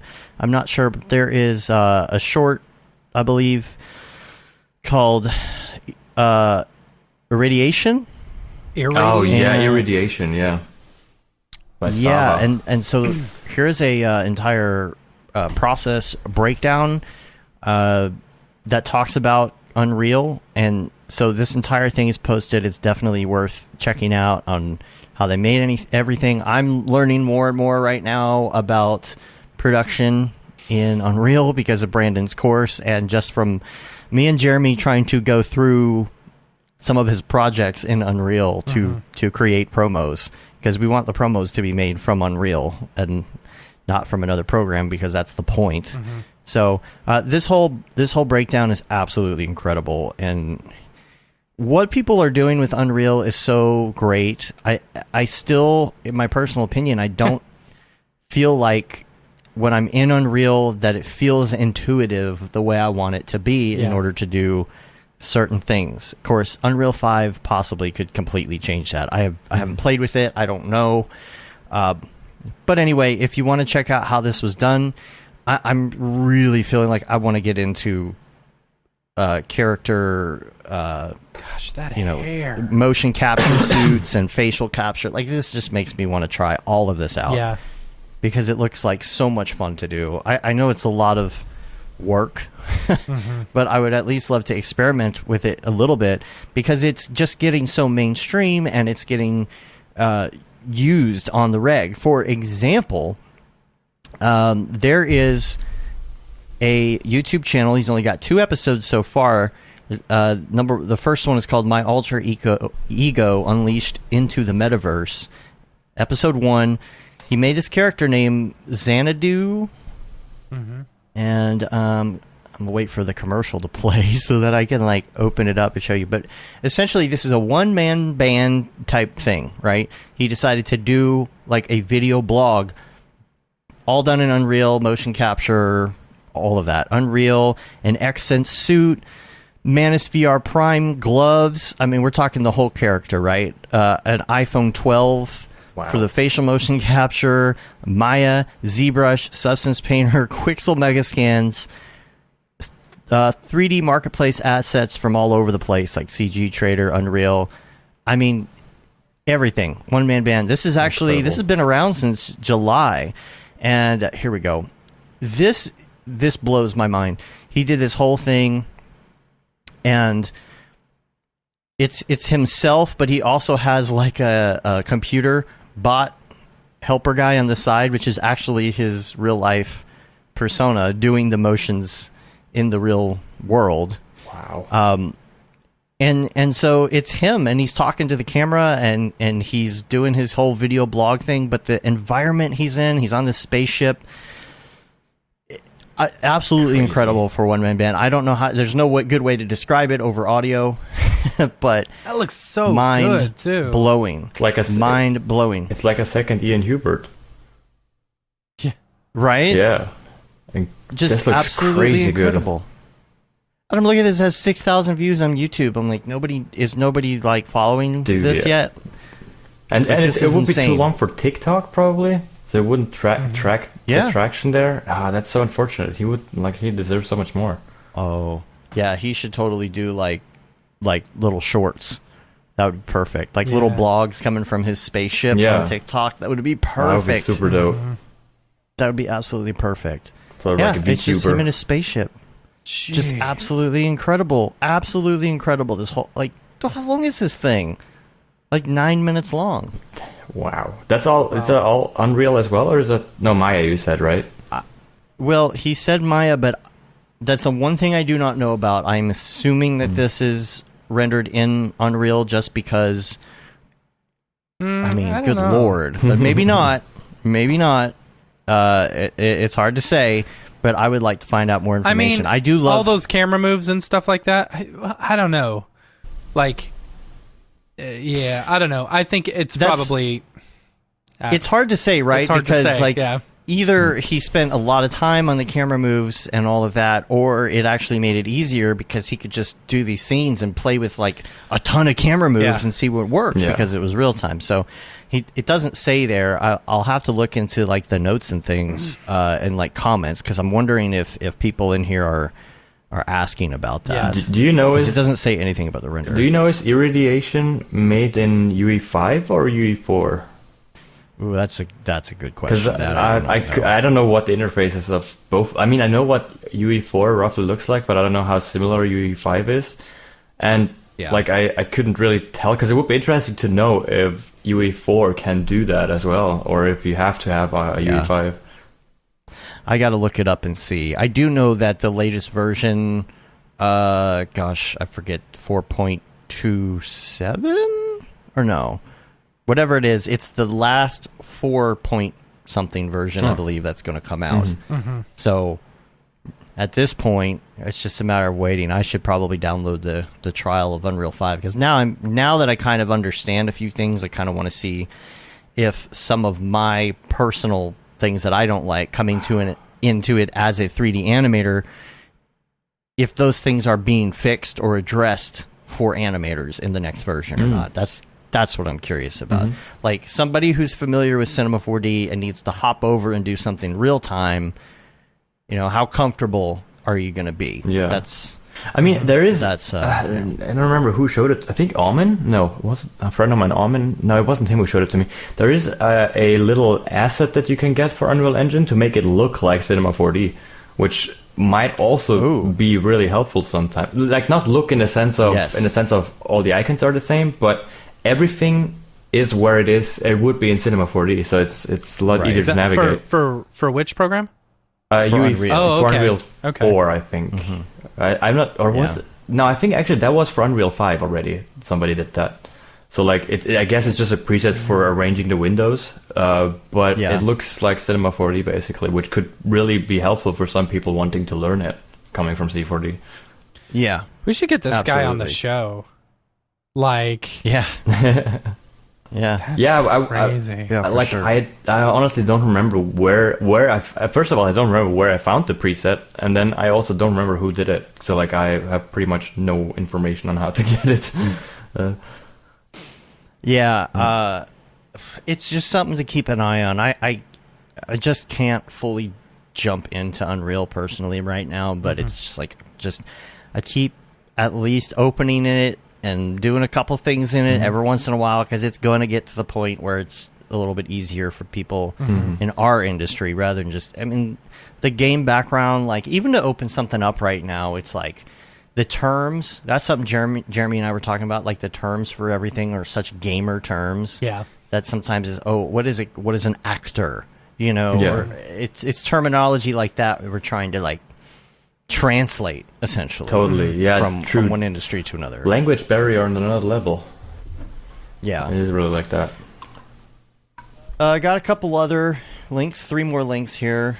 Number 1 is the TikTok we talked about earlier. So make sure you check that out. Mark Cantor, sorry, it's all jumbled into one word. Yeah, here. It's all right. Canatoro, right? Sure. Yeah. We'll go with that. Okay. And then there also there's a Whitewater series in Houdini. It is a tutorial on Gumroad. It's only a limited time. I'm going to put that in. If you are trying to learn about doing things like waterfalls in Houdini, this is a good one. And then Kit Bash had an article as well that I wanted to mention because it was interesting. Again, TikTok. That's everything right now. I'm finding a few really good TikTokers who are just introducing like different Houdini nodes and all the other stuff. Well, there's a TikToker that did a real cool like looping fly-through animation through this little city thing, and he's done a couple of them, I think, and they featured him and what he's done because he's using Kit Bash. That's cool. Items. So that's awesome. So check that out. Yeah. All right, let's do some Mograph recommends.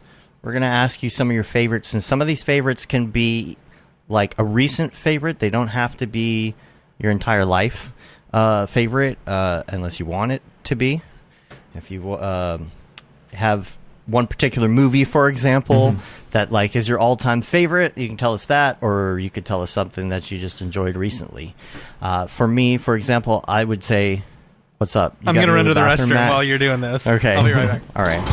Hi, my name is Sashia Dumont. I'm a writer, actor, and filmmaker. Hi, my name is Paul Robinson. I'm a director, DP, and filmmaker. We are the creators and hosts of the Go Gorilla Filmcast, an online source for all things indie film. We are a husband and wife film team and co-owners of Sen3 Productions, and we started this podcast for filmmakers like ourselves who were producing on micro budgets with skeleton crews. Go Gorilla is a weekly podcast that features various talents in TV, film, and web series productions. We've interviewed filmmaker powerhouses like Kestrin Pantera, Richard Raymond, Alex Ferrari, Cassandra Ebner, and Ryan Connolly. Amazing actors like Hannah Ward, Lou Taylor Pucci, Chris Wataski, and Eileen Gruba. Groundbreaking cinematographers like Jody Lee Lipes, and Jessica Lee Gagné, and many more. We also offer weekly reviews of our favorite films and shows, which vary from low-budget first-time filmmakers to A-listers and everyone in between. Go Gorilla is proud to announce that we have officially joined the Mograph Podcast Network. So if you love filmmaking as much as we do, Tune in every Sunday for a new episode of the Go Gorilla Filmcast, your source for all things indie film.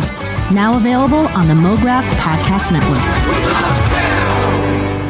I have a little comment on a movie that I want to bring up in a second, but let's start with your favorite movie. Hands down, it's got to be American History X. Okay. That's like one of my favorite movies. I don't know why. Like, probably because I've seen it at a certain stage of my life where I sort of let it shape me, so to say. So, like, this whole empathy sort of thing that I really enjoyed. And then the most generic answer also being Pulp Fiction. I really like that movie as well. And American History X, I had on DVD back in the day. That is a very good one. Yeah, that's like a classic staple for sure. Yeah, I love that movie. And then also the Fifth Element. Sorry, Sixth Element. Yeah, Fifth Element. That's the sequel. That's the sequel, exactly. Yeah. No, like Fifth Element. I wonder also if that would be the sequel. Here's the thing, it's got to be done. If there's a sequel, man. Dude, it's got to be done right. But the multipass has to look the same. Yeah, the Dallas multipass. The Dallas multipass. Right. I think that it would be very, very hard to live up to the first one and to not make it cornball or to overdo certain things.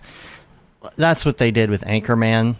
Anchorman is such a classic. Is the most quotable movie of all time, but part 2 was terrible. I don't think I've seen that movie, actually. Anchorman or Anchorman 2? Both, neither. I think I've not seen them. Anchorman 1 is great, just quote after quote after quote. I could just go on forever with the quotes. Well, there you go. I gotta watch one. For years, I was saying if they do a part 2, it's got to be done right. And they did it, and I was like, man, I hope they do it right. And literally, it's the worst movie I've ever seen. Ever. I think people give too much credit to Anchorman 1. It's an okay movie. Oh, it's classic. It's an okay movie with a ton of very repeatable lines. I'm telling you, that's why it's good. No, that's why it's memorable. That's not what makes it a good movie. Well... All right. Well, okay, I wanted to bring up this other movie because it's like one of those out in theaters but also on HBO Max type things, and it's called Reminiscence. And I don't know if you've seen it on the front page of a couple of popular streaming sites or whatever. Here's the deal. The 3D in it, especially at the beginning, is absolutely phenomenal. It's got a lot of people from Westworld in it. It's also got Wolverine, dude. I'm so bad with the names. Wolverine. Yeah. Here's the thing. I was really, really thinking this was going to be a good movie because A, it's HBO and they're a little persnickety. B, it's got all these great actors. C, it's Westworld people who worked on this. The acting is really bad. I don't know what it is. Even the main characters, sometimes I feel like some of the lines are a little forced. Very cliche. The whole movie feels like a giant cliche. Like, I was really disappointed. I didn't even finish it. I fell asleep. I was like, it had a great start, and then it just, like, completely crashed. And it's, the cliche, like, oh, I'm looking for somebody. And they show up somewhere, and there's a guy, and he's the big shot in the restaurant or the club, sitting in the back with the women. And then... they come in to talk to him, and he's like, shoo, shoo, shoo, and all the half-naked ladies around him have to walk away so he can, I mean, just way too cliche. So this was. So is it, like, not good enough to be a good movie, but then at the same time not bad enough to be a trash movie? It's kind of in there. If you watch it, you'll see what I mean. Yeah, like, I have to once watch it gets to that point with the dude sitting, like, I don't know. I was just like, the acting is just worse and worse, and the voiceover, the narrative, it's... Because, there are these movies out there like Kung Fury that are just... They're so cliche. Meant to be bad. They're so funny and so cool to look at. Just like, there's this TV, what's it called, TV station? Or channel? The channel. Over here that basically shows old or Type C movies all the time, like for the whole day. And Nice. this is gold. Like, I mean, it also shows like the first seasons of Star Trek, which are not bad in my eyes, but they have like there's so many trash movies that are so hilarious to look at and like just break down the CGI, which is not there basically. and then It's almost like watching Mystery Science Theater. what is that? 3,000 or 3,000. Don't think I know that one. Yeah. Do they do Mystery Science? I have What is no it? idea. MST3K? Mystery Science MST3K? Theater 3000, yeah. I Yeah. haven't heard of that before, so I don't think so. Basically, it's this dude and these little like space robots, and you see their silhouette down in the corner, and they're making fun of C movies. Oh no! All the time. Yeah, I know the format, but Yeah. I've never seen it in like that. Yeah. Sarah says she wants to watch Free Guy. I think Free Guy's Free Guy. probably good. Yeah. I will say that I've been meaning to look this up, and I just did. Reminiscence got 37% on Rotten Tomatoes. Well, there you go. Yeah, and the audience score was only 39, and I tend to agree. I usually don't pick up on stuff like that, but this in particular was like really bad. Yeah. Bad enough to notice. I haven't seen a So- movie in so long. Like, I don't ever have the time anymore, you know? I'm always watching. I I watched Dogma the other night, I will say. So Dogma is not on any streaming service because... It's Dorpy's favorite movie. It's That's funny. Because good on Kevin Smith. It was a Weinstein movie, Weinstein Company, and so he basically pulled it, because he didn't want it to be. He didn't want Weinstein to make any money off of it. I wonder if it could be bought. Well, I don't know. I'm sure it got bought somehow, but he just someone, I don't know, it may be him, just uploaded it to YouTube in like, full HD quality, and you can watch the entire thing, Nice. But so yeah, the other night I stayed up until like 2 or 3 in the morning because I couldn't sleep. I was closing Instagram just now. Mm-hmm. This game. Oh my gosh. I wanted to comment and say they say I couldn't remember Homer the tree. exact wording of it. They say he carved it Or from a sacred bigger what was it? What's the word? What's the phrase? Oh, from a bigger. They say he carved it from a bigger bat or something like that. Bat. It was the bat. Was it the episode. bat? Because I I think think no, so. he carved that bat from a tree. Yeah. No, it was a spoon. It was the spoon. They say he That's it, the carved it chili from episode. a bigger spoon. From a bigger spoon. Yeah. But this, I'm pretty sure that's a Jama pack right there. The little medieval pack, and then the Homer just in the tree. It's pretty good. It's very reminiscent So of Homer well. going into the bushes. Like, Yeah. his stuff is so well lit for what it shows. Like, you see these meme pictures, but they're so well done. Yeah, It's really dope. that's funny. All right, so let's go. I was like, where are we? Which segment are we in? We're in the Mograph Recommend segment. Let's go to music. Yeah. Music. This should be good with you, especially here. Like, I listen to everything. And, like, I know a lot of people who say that just like that, but I actually mean it. Like, I listen from classic over to intelligent dance music, which is like Boards of Canada, for example. I love those. Then over to like 90s hip hop and boom bop, which is actually what I'm currently producing all the time. Like, I'm still doing some music, and I'm currently super into 90s hip hop and sampling and stuff. And then also like all the spectrum over EDM, except for maybe like tropical EDM. I don't listen to that stuff. I listen to mainly like drum and bass, dubstep, and so many subsets. neuro funk and all that. But yeah, like I think all around, like, to put it into artists, I feel like my favorite artists are probably Boards of Canada, then Ninth Element, who's a producer who does mainly music for Kendrick Lamar, for example. That's going to be the 5th sequel to... Yeah, the 5th sequel, exactly. Then Deadmau5.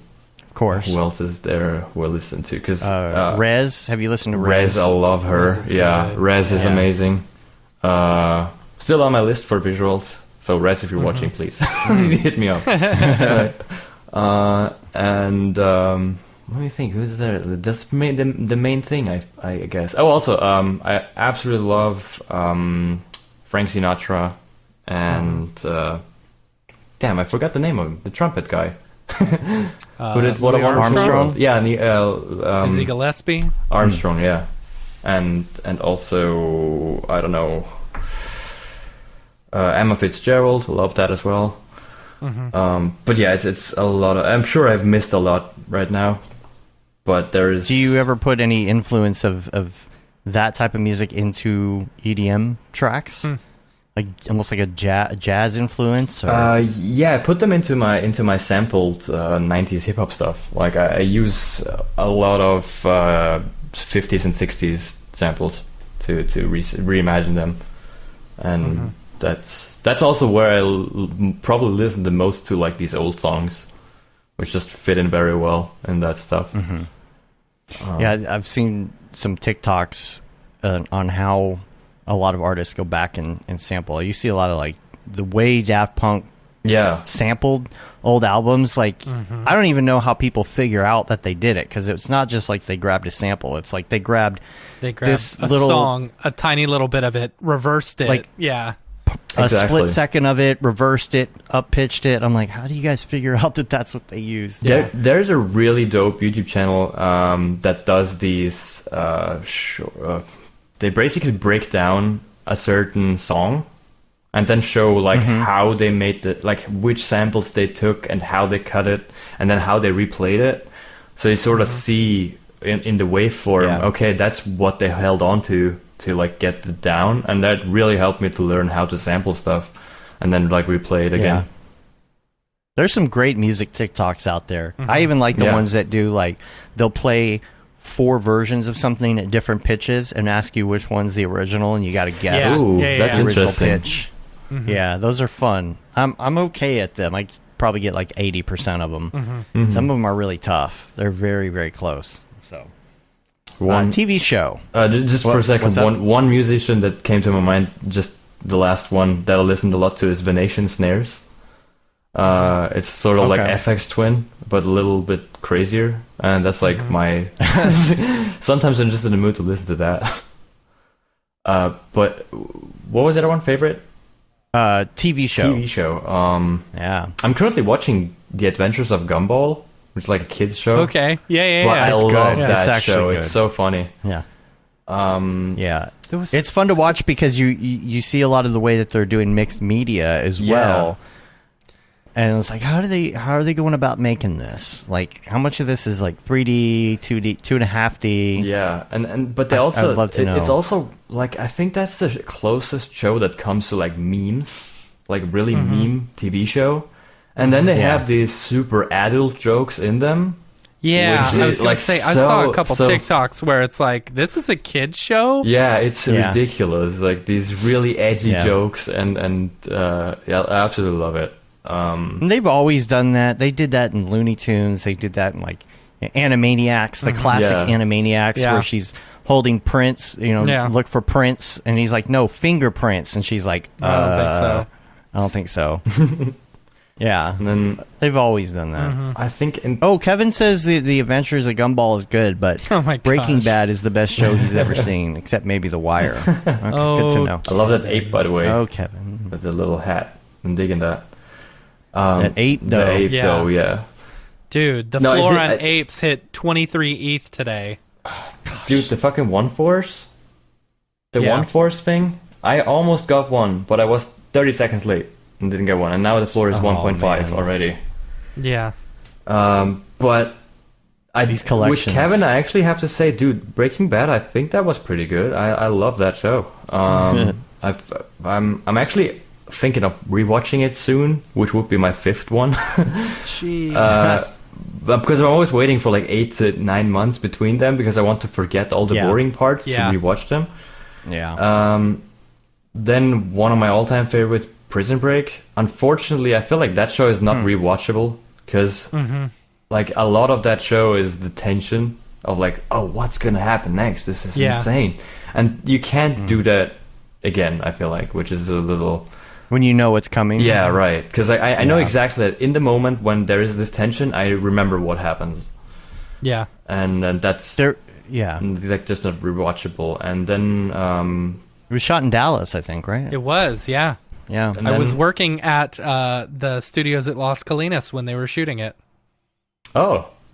Mm-hmm. I didn't work for them, but I was working at that same studio. Yeah. That's pretty neat, though. Yeah.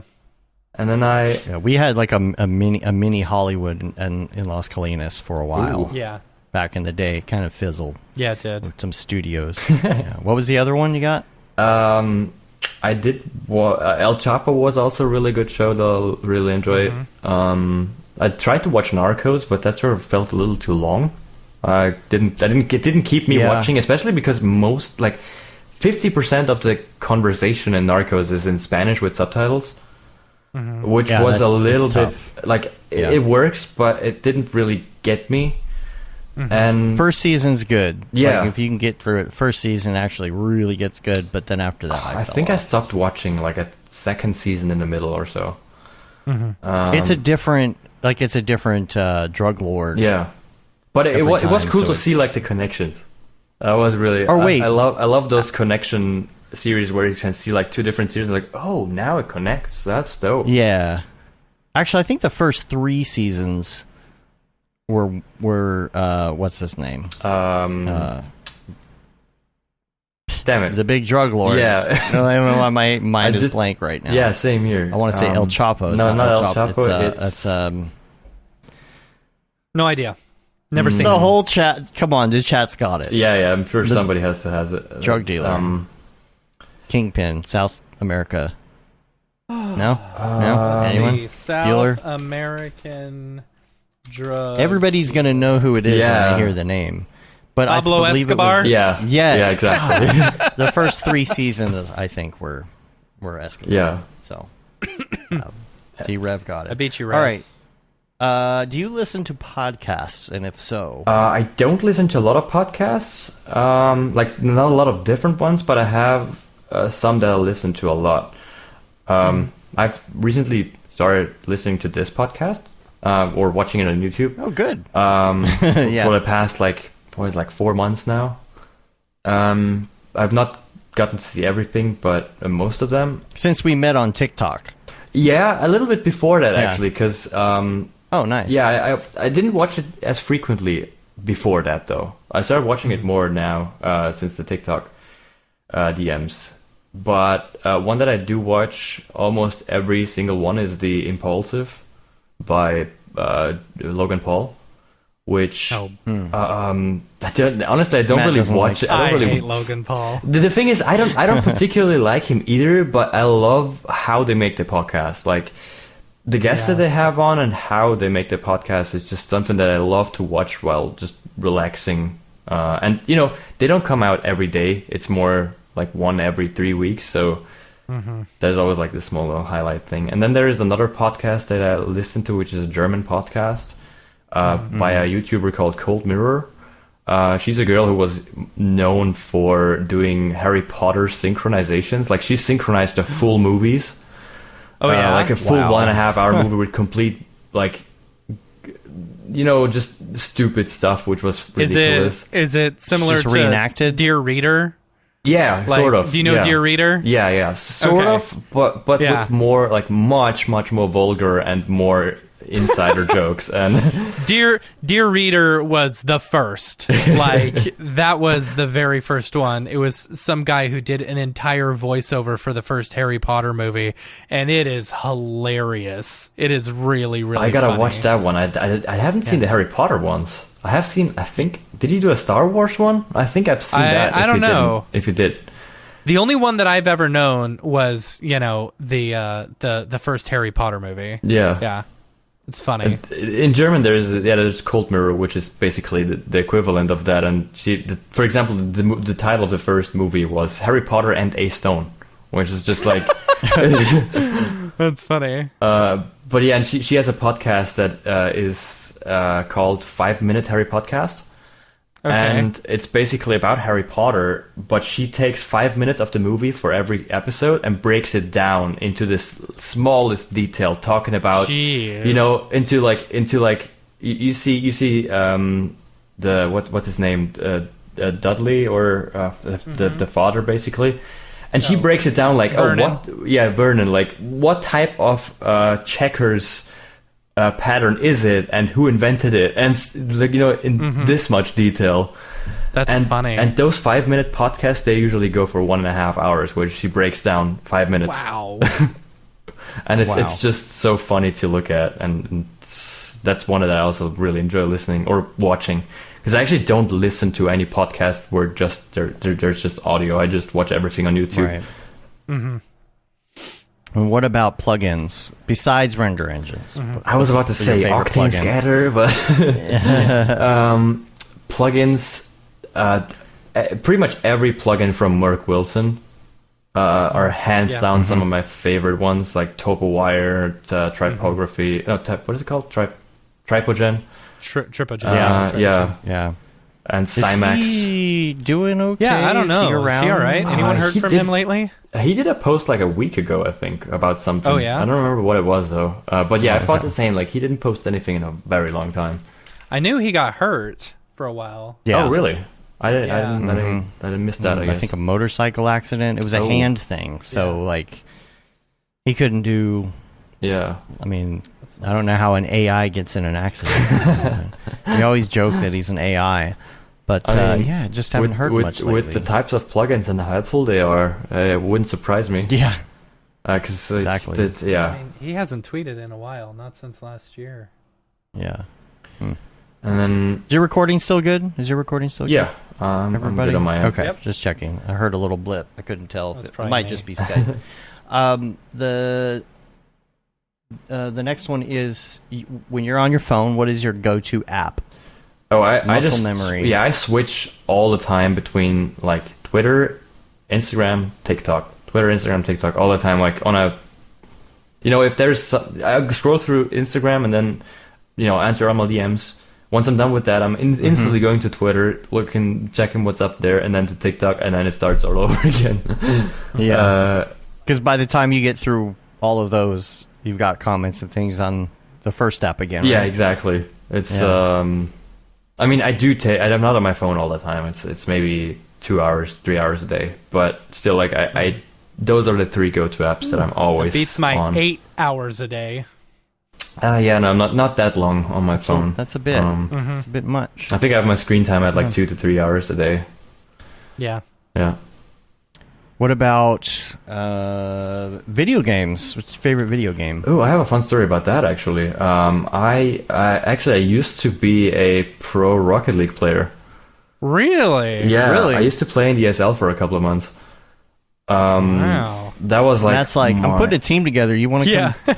dude, I'm I'm real down. bad. I'm real bad. I've I not can't played block it- to save my life. I've not played the game in a few months, but yeah, I've invested I think I'm close to like 5,000 hours in that game now. wow. Jeez. But yeah, that was. Yeah, I the haven't Deadmau5 paid anything stuff. for that game. Oh yeah, I do. I'm not using any toppers or anything, but yeah, I think I have like, yeah, I have everything unlocked. Yeah, all the Deadmau5 Wow. stuff. Deadmau5 car. Yeah, I'm surprised that he doesn't have any music in the game yet. Right? Yeah, 'cause Right. he has like Maybe he in has the next music one. in Dota, he has music in Diablo. It's like, Yeah, he played that a lot online back in the day. Has he Yeah. been streaming much lately? I have actually Wow. not checked. Honestly, I haven't caught up with his streams ever since he switched to Mixer, because I stopped watching when he switched to Mixer, and only like saw some parts on YouTube again. So I don't know. So he's not on Twitch. That's why I haven't. No, been like getting- he's not on Twitch anymore, so I don't know. Maybe probably he streams on his own site. Like does live.deadmau5.com still exist? maybe. I'm not sure. Because he used to be on streaming all the time, and I would Yeah. just put him on. He'd be up in the studio or whatever. I need to check and see. Yeah. The last one. This is the tough one. Mitch Myers. His answer to this is you turn the toaster on its side for some bomb-ass grilled cheese. And that is, what is your favorite life hack? And it doesn't have to be something like that. It could be a valuable life hack, or it could be something silly like the toaster. Yeah, so like I thought about that for a while, because I'm sure I have some, but I just couldn't really come up with something except for that life hack with the inspiration from ArtStation that I was mentioning earlier. I think that's probably like one of my biggest life hacks. Yeah. in terms of that seems like getting creative and so on. But like other life hacks, I was thinking about this for a while, and I just didn't really come up with something, because it's either something I do subconsciously or I really don't have a life hack. Well, that deal that you do with the thumbnails and things, I think that's a pretty good one. Yeah, it really helps out. Like I think people who don't do this underestimate how quickly it works. Yeah. Yeah. All right, Matt. I'm ready. Are you ready to do the drop? Let's do it. Let's Drop. do it. Drop. Is this the fucking mic? Drop. This is exactly what I should be doing. What's up, and welcome to this week's episode of The Drop, your weekly source for all things NFT and crypto art, as well as upcoming drops by notable people in the Mograph industry. I'm Matt Milstead. Joining me, as always, is Dave Koss. And joining us this week, Fabian Oberhammer, the Dizzy Viper himself. Hey, what's up? Thank you for having me. Let's All right. see. A couple things before we get into the drops Yes. of the week. Yes. I just had a couple notes. Yes. First of all, tell us what happened here. You won one of Blake's keys. Yeah. So I was super. Yeah. So last week we had a bunch of like really good artists on, or there was a bunch. Not we, like we own Nifty Gateway, but there were a bunch of good artists, on Nifty Gateway doing drops. And the cool thing is, like, so Shams did a drop. I think it was Monday, and it was like a drawing. And it was so. I'll get into this in a second. Anyway, so someone bought one of her pieces and immediately put it up on the marketplace. They won it for $1 and had it listed for like $7.50. So I swiped that up real quick, which is cool. So I got one of Sham's pieces, and then so Blake Catherine had a drawing, for one of her pieces, and it was only $300, so I was like, oh, sure. And you get to enter for as many pieces, you get one entry for every piece of theirs that you own. So I was able to do 3 entries, because you transferred me the other piece. The other one. Yeah. And so I was super excited. I actually won one of the 25, which was awesome. That's awesome. Yeah, very exciting. So Yeah. I've got it listed for $9,000 if anyone wants to buy it. That's a good flip. Yeah, I mean Blake's my favorite artist, and I don't list anything for what I don't, for anything less than what I think they're worth. Well, you must have been excited for last week then, with her on the stream. I was. Yeah. It's funny because like our guest who we originally had to cancel at the last minute. I was like, let's get Blake on because she's doing a drop that very next week. Yeah. That'll be good. Yeah. So it's good. Yeah. A couple other notes. I'll put this in the show notes if you want to check this out. But Paris Hilton is on Jimmy Fallon and talking about NFTs. And like we talked about last week, she's incredibly knowledgeable on the subject. You know, it's not the usual, something NFT, and then it's just a quick money grab thing. Like, she's really into this stuff. And so when he said, what is an NFT, and the audience like 2 people knew what it was, she was actually able to like bust it out and explain exactly what it is, and of course the first thing he said, well, I know Beeple. Beeple guy, he does. He did 300 in one thing, and it's like Jimmy Kimmel or Jimmy Fallon, whatever. It was like 5,000. Not 300. It was a little bit more. Give him a little bit more credit than that. 300. So, and then also, I did hear that the playing cards thing that Andy Needham sent us last week did really well too. Yeah. And I asked him about maybe coming and talking to us about that at some point. Or something on the show. Super That'd be cool. Cool. Yeah. So anyway, I will open up my little feed dingus here so I can click on the links, and you can tell us what's going on this week. So one thing that's kind of bugged me, and I get it, so they're doing Nifty's doing this secondary summer slam or whatever, and they're rewarding some of the biggest collectors and stuff like that with people's pieces and stuff. It's sad, part of me, whatever. part of me is just being upset that I'm a poor person, right?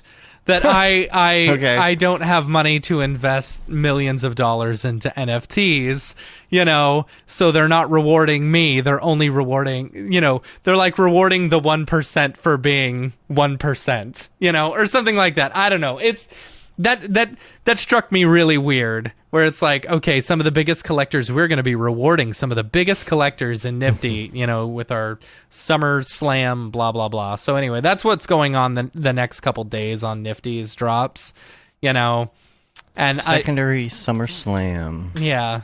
It's the triple S. The triple S. So anyway, they're rewarding their collectors and stuff, which is cool, I guess. It's weird that they're going through, Nifty. So if like your spender rank is like 150 to 1, if you're one of the top 150 to spend money, you get cool stuff, which That's is awesome. fine. I see. It's like rewards points. Is it sort of like the thing that Super Rare did with their rare coin? Is that what they did? Yeah, they had they had their super rare coin launch I don't know, was it a week ago or so? And if you were a collector or an artist even, you get like a certain amount of rare coins, and through that huge drop, it also rose, right? I saw the price. It rises in value a lot, and I saw tweets of people getting like $500,000 from them, just like That's that. Insane. Oh my gosh. That is insane. Gosh. Anyway, I wish I had more money to invest in NFTs so that I could get more NFTs be given to me, or, I wish I was rich. I feel like the richer you get, the easier it is to get more rich. Yeah, definitely. It's true. So, it's very true. Anyway, that's the next few days. You got to make money to make money. Right. And then there's a few more drops this week. On the 26th, we've got there are 2 drops on Nifty. Paul Malinsky. I like this artist a lot. Ooh. It's like some of the environmental mixed with interior renderings and stuff like that. Really, really good stuff. I enjoy this one. He's been on Nifty before? No? I don't know. But really pretty stuff. Some of it kind of looked familiar. I thought maybe that was... Yeah. Well, the exterior, interior design stuff, it's very popular right now. Yeah. That same day, you've got an artist named Nate Hill doing a drop. Nate is a photographer who does very, very pretty photography, doing a drop on Nifty that day as well. Oh, okay. So this is not a render. That is not a render. Nope. Okay. That is IRL. Cool to see. Then on the 27th, an artist by the name of Sky Gulp. I don't know if I'm saying that correct. Sky Gulp. I've done a couple of drops on Nifty so far. I just put the Nifty thing so you can see kind of their work and stuff, because I don't know, I wanted to show off their work, but they didn't post anything on Twitter. Some of these people who are doing later posts and stuff, like they do the drop for the week, Nifty posts it on Twitter, but then some of the artists don't post it until the day before, so it makes it difficult for us to be able to show them off. Then on the 28th, you've got Raf Grassetti doing a drop. Oh, man. Yes. Nice. Beautiful work. Yes. I absolutely love this stuff. So this one is actually my favorite of the week. If I was going to pick one up, right? Incredible. If I was going to pick one up, I would pick up one of these because it's gorgeous. Of course, any information on that, like how it's created? I could be wrong on which ones to pick up because I picked up one that I absolutely loved. It's one of my favorite pieces that I own, and it's worth like $50, and I paid $12.50 for it. Hey, but what's important, Matt, is that you like it. It's true. It's true. I need to get like a screen or something so that I can, or maybe just display some of my NFTs in the back on that one. Ooh, I could get one where I could turn it sideways so I'd have, have that big TV back there. Oh, that looked nice. That looks super nice. Yeah. Dang it's important that you like it, Matt. I wish Infinite Objects advice from made Doofus Rick. I wish Infinite Objects made like big big frames. That would be dope. Yeah. The biggest thing, like, I feel like, I don't know, I feel like they could make something really thin, you know, that like runs on like an external source or something. So you could just run a cable through a wall, but it's like or it has a Raspberry Pi. Yeah, or has a Raspberry Pi or something like that. I don't know. Yeah. So that would be cool. Talk to people about that. Let's see. So on the 29th, an artist by the name of Clarence is doing a drop. Yeah, I don't know. Super rainbowy, fun stuff. Are these recreations of certain? I don't know. That one right I honestly there don't know. Yeah, I mean, like, that's a Scream. And then you got some apes down there, which, you know, whatever. Right. So, got a little Joker thing going on a little Joker here. thing. Yeah. I don't know. It looks really appealing, though. I can see this going very well. Yeah. The I do like that Nifty is starting to, you know, only do 1 artist a day, 1 to 2 artists a day, which is good. You know, they're on the right track that way. Did they do it differently sometime? Like, did they do more? Oh my gosh! During the big thing in March and whatever, like the big NFT drops, they were dropping 3-4 artists a day. Oh my god! You know, staggered drops and stuff, and their website couldn't keep up. Yeah, it was awful. It was awful. So, let's see. Next up on Maker's Place, today, actually in a few hours, Urs Fischer is doing another drop. One day when I'm rich, I'm gonna pick up one of Urs pieces, because I don't know. I wasn't sure about their pieces like when we first started like reporting on them or whatever, but now I just love them. I think they're great, you know, but they go for like 10 grand, you know. I have 10 grand to spend on that, but it's I just love their work. So I got an extra 10 grand. Yeah. I could really use a painting of a sure pacifier. could go for You have 10,000 no idea tacos how right you have, about now. you have no idea how much I want to be able to say that sometime. Right? Yeah. Yeah. Right? I just have this craving for like kind of an artsy looking gun. I sure you could know, go for clipping through a feather. a pixelated picture of a punk rocker. Yes. I've got a spare $300,000. Who else we got? Let's see, on the 25th, Vaccine. I see what you did there. So, Vaccine. Legends Only Los Angeles. VAK. This is VAK, SEEN. So, different, like, you know, super colorful artists and stuff like that. I don't know. I dig it. I love the colors. So, next up, I'm not sure about this next one. Y'all tell me what you think about this. Because I think, okay, so Yi Ying Lu, I believe is how you say it. Or Lu, I could be saying that completely wrong. Makers of Magic. So I believe this person is was a collector turned artist. I could be way wrong on that. Don't quote me on this. But that's all they show. And I feel that's it? I don't know. So Let me see. Yeah, award-winning artist. She was named a Fast Company's most creative people in business, but I don't feel. I want to see it. Yeah, I don't feel like that really. See it. Like that. I could create that in like a minute and a half. But is that the piece or is that a preview? I have no idea. I feel like that's just a preview. I have no idea. But still, I think that's a preview. Yeah, I don't know. I mean, it was an animated version of her logo, right? Was that it? I don't know. I don't know. Yeah, so, I think maybe it's just a trailer. But anyway, so yeah, there's it just never says, so it's just hard to know. Yeah, you know. So then there's on the 27th. This is besides Urs Fischer, Ron English on the 27th. This is another one that I'm excited to see how much it goes for. So, do you know this reference, Dave? Back from the 80s or whatever. Hi, how are you? It was. Yes. The. Okay. Yeah. Is this from the? It was a magazine. Am I getting that right? It was an artist, a musician named Daniel Johnston.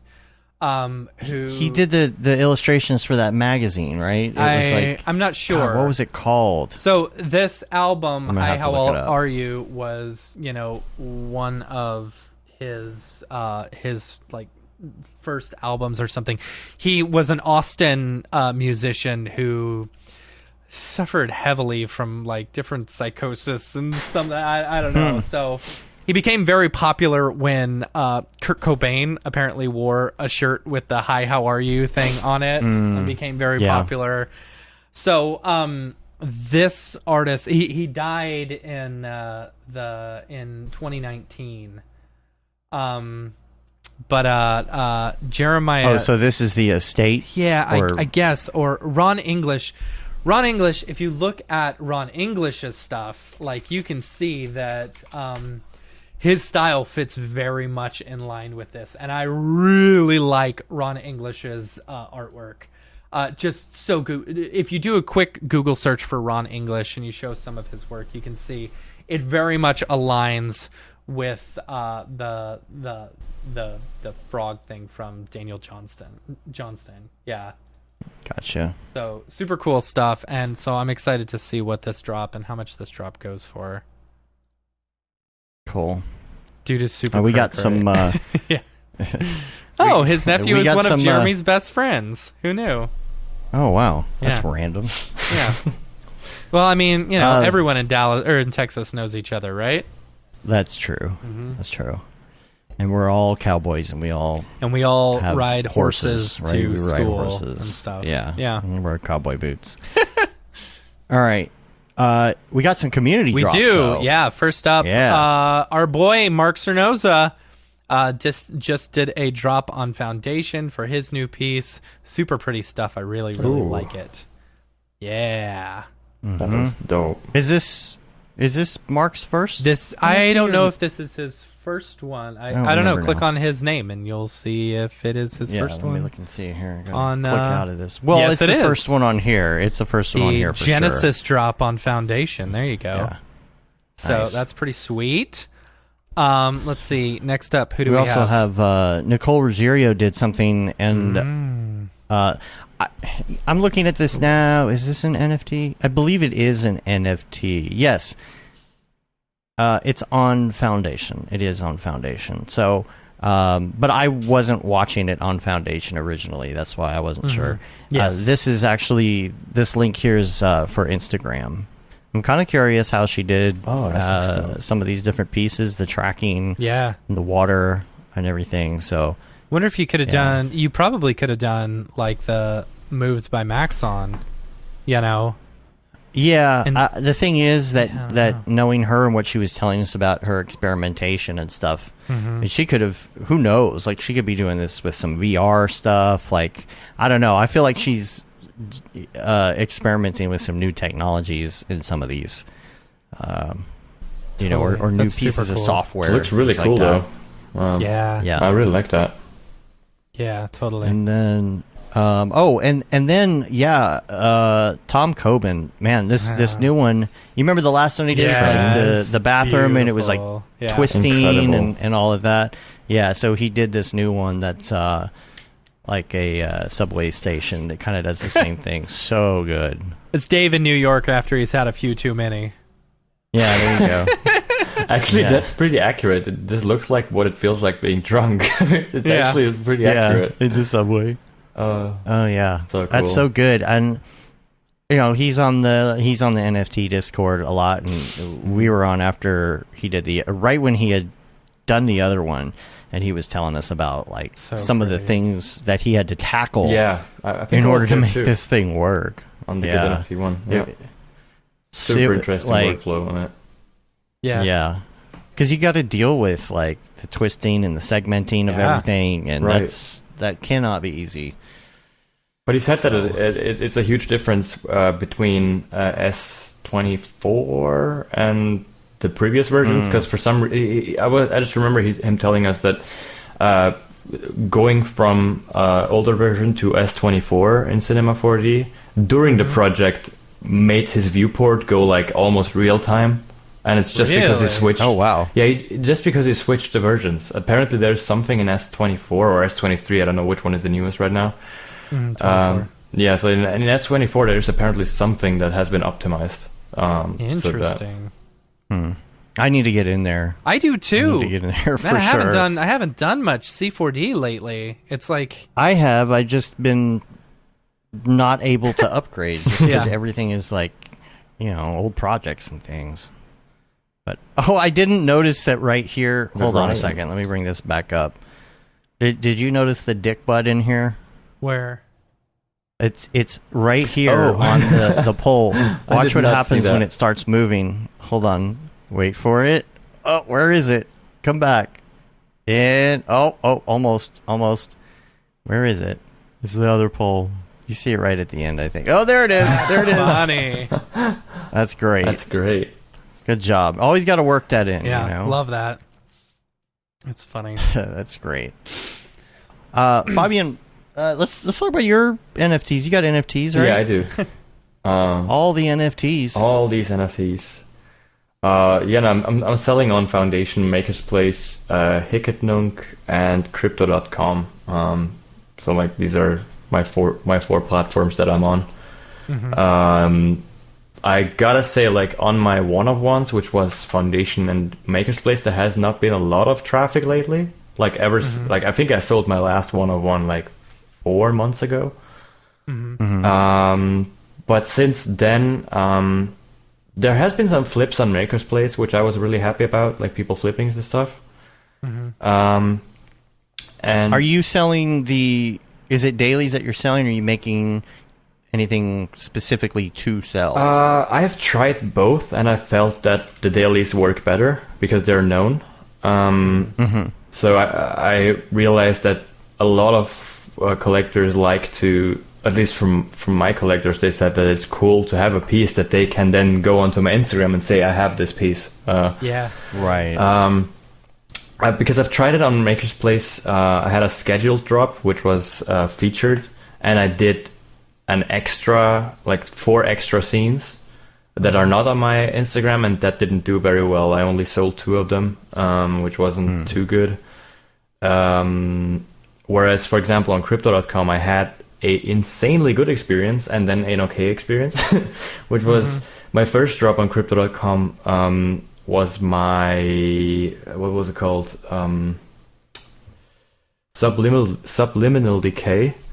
Was like 3 pieces of nature taking over urban scenery. And that one was actually, it sold out in less than 3 minutes, which was, by the time, it was the fastest selling collection on the site. Wow. Which then gave me false hopes for my next drop, Sure. which I did 2 weeks ago, and that didn't sell out at all in 24 hours. So I only sold about half of the stuff, which was a little bit disappointing. But I still look at stuff like that. It's still sales that I didn't have the day before, so it's still good to see. How do you feel? Do you feel like some of the success or like not unsuccess, the success of a piece or whatever depends entirely on like platform and time and like advertising, and what do you think helps drive a successful drop? So I thought that a successful drop was led by the things that you just counted up. However, my last drop, the one on Crypto.com, it was 2 collectors of mine that told me that they liked the drop, but it wasn't colorful enough for them to collect it, and that they still like my stuff, but it wasn't enough for this drop. So I think that it's. No offense, but that sounds like a client. You know? Yeah. I'm sorry, but this work just isn't colorful enough. Yeah, but it made me realize that it actually doesn't only come down to advertising, and there's still collectors out there who only collect pieces that they like, and without specifically the intention to flip it. Sure. So I guess that, I guess a lot of collectors in the NFT space still want the eye-catching stuff. Which I totally realized that my Viridian Realms drop was not eye-catching, it was more moody. And maybe it was also the wrong platform. It could be that it might have sold better on another platform. I don't know. But knowing that, for example, collectors that have collected other pieces didn't collect this one because it wasn't colorful enough, I think that they are not the only ones who think like that. So it was harsh to hear, of course, because it actually was one of my absolute favorite series that I really, really like. But it also helped me understand more how a collector thinks, which is really helpful in that case. I don't know. The thing with me is, and whatever. I've made one NFT, and that's it. Well, I made 4. You made more than that. You made a couple. I made 4. Yeah.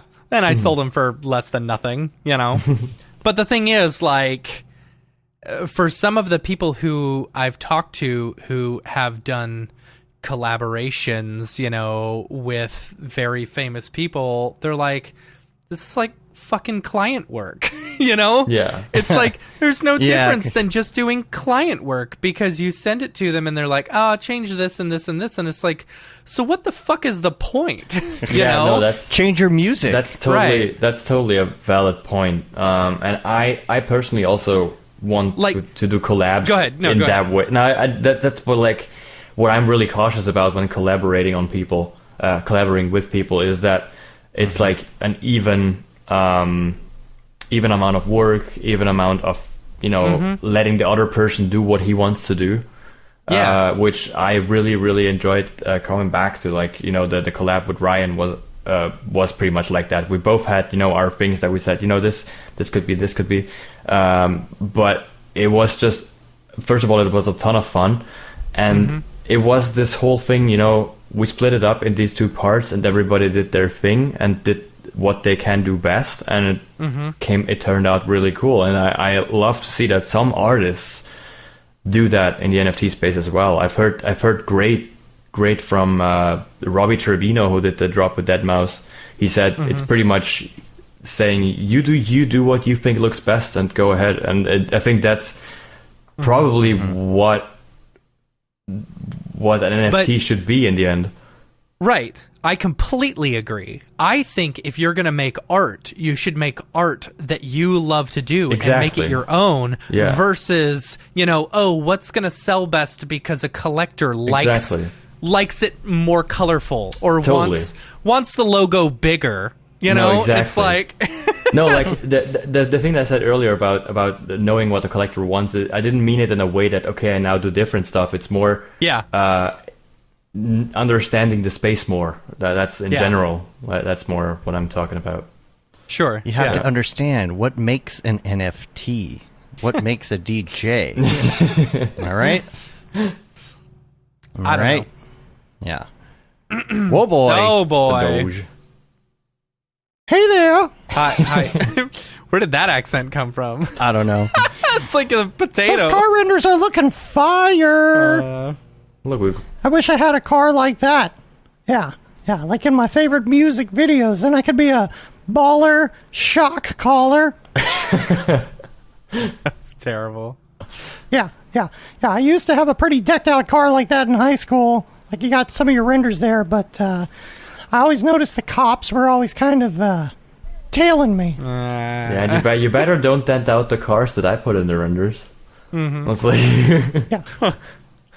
I think the reason that they were tailing me all those years is because it was my loud subwoofer. Oh gosh.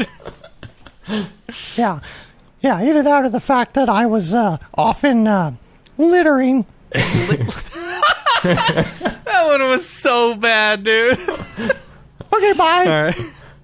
That was funny. Freaking Dorpy. We got Cornelius. We'll have to do we need a best of Dorpy on the 300th episode, I think. I was looking back through. I think my absolute favorite was... Is there a best? the narc one. Yeah. You already got a guest for the number 300?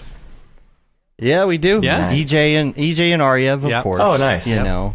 Nothing. Classic. Gonna check that out. They always come on our like big like they did a 200 episode. We always do the holiday episodes with them. Who'd you say is in the chat? Who's in the chat? Cornelius is in the chat. I just seen. Oh, Cornelius. Yeah, Cornelius. Got to get Cornelius on again. We got to revisit some people we haven't seen in a few years. And his latest NFT. I mean, anything Cornelius does is exquisite. But that LAN party one, I love that. Yep. Yeah. Yeah, I think I talked about it on the show last week or the week before, but he told us about that after he was on the show, you know, like privately to us that's what he wanted to do. Oh, and I kept wondering, I was like, is he ever gonna do it? You know? And sure enough, so good. So good. See, that's the other thing. Like, I don't know how to spend more time than a day on a render. Like, I just don't know how to do it. And like, he's sitting here doing like, I worked 16 months on that. I'm like, how do you do it? How do you even? Yeah. Yeah, I think you just got to break it up, right? Like, add more detail, and you got to see it as it'll eventually be one finished piece, but you're working on little pieces. Yeah, like, totally. You know. Today, I'm going to make a can, and tomorrow I will make another can just slightly different. Yeah, you know? Well, something that also makes a whole lot of sense is I actually met him in Vienna at the D2 2 years ago, and he explained it to me as like a what's it called, a meditative work, which I totally understand. Yeah. Like, that sounds totally like that. Has to be. Yeah. It's kind of like what Arya said when he was doing a presentation about like going in and doing roto or something. Yeah. You've almost got to just be like, clear your head. Yep. Put on a podcast. Do your thing. Exactly. Yeah. You've heard of dailies, but have you heard of yearlies? Yeah. That's 1.5 yearly. Yeah, right. For real. Yeah. Do we have anything else for the drop? I think that's it. I keep saying that I need to do more NFTs. You know, I gotta get time. Yeah, let's get through the fall, and then I think we can. Yeah, I'll start doing some Christmas NFTs. I mean, I feel like I have to make one as well soon again. I mean, like, because I haven't dropped anything on major sites yet, like the one-of-ones. I really feel like I should do a one-of-one again. Mainly, you know, gas fees are low at the moment, so it's not a whole big risk. But I also want to see what the space is like right now.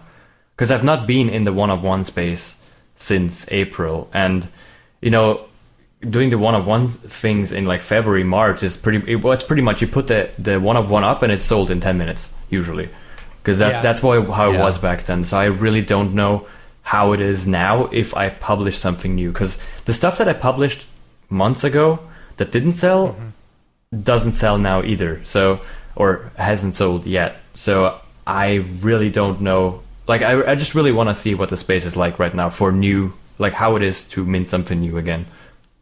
Yeah. And for series are hard to do. Like, I would love to do a series. There's absolutely no way I could ever even barely do one render, let alone like 100. But, you know, we were in our Halo chat, I was talking to Aryev about that the other day, and he was like, yeah, you got to market it and do all that other stuff. I'm like, I know, that's why I have no time. Yeah. And can't do it, but it would be fun to do the series and then like put out all the promotion for it and build like a whole you know, a whole social media promotion thing around it and a website. Like, that stuff sounds so fun, but it's so hit or miss. It's like either those are going to do really well and just blow up like some of these, you know, CryptoPunks and whatever had, or it's just going to fall flat. And a lot of it's about your gimmick, about your following, about your there's just so much there. You really got to have the time to dedicate. Yeah. Not only that, but if you're doing a lot of these series, like, you have to come up with some sort of a almost shtick assembly, like an assembly line type workflow in order to make these, to crank these out. You know, and are you going to pre-program?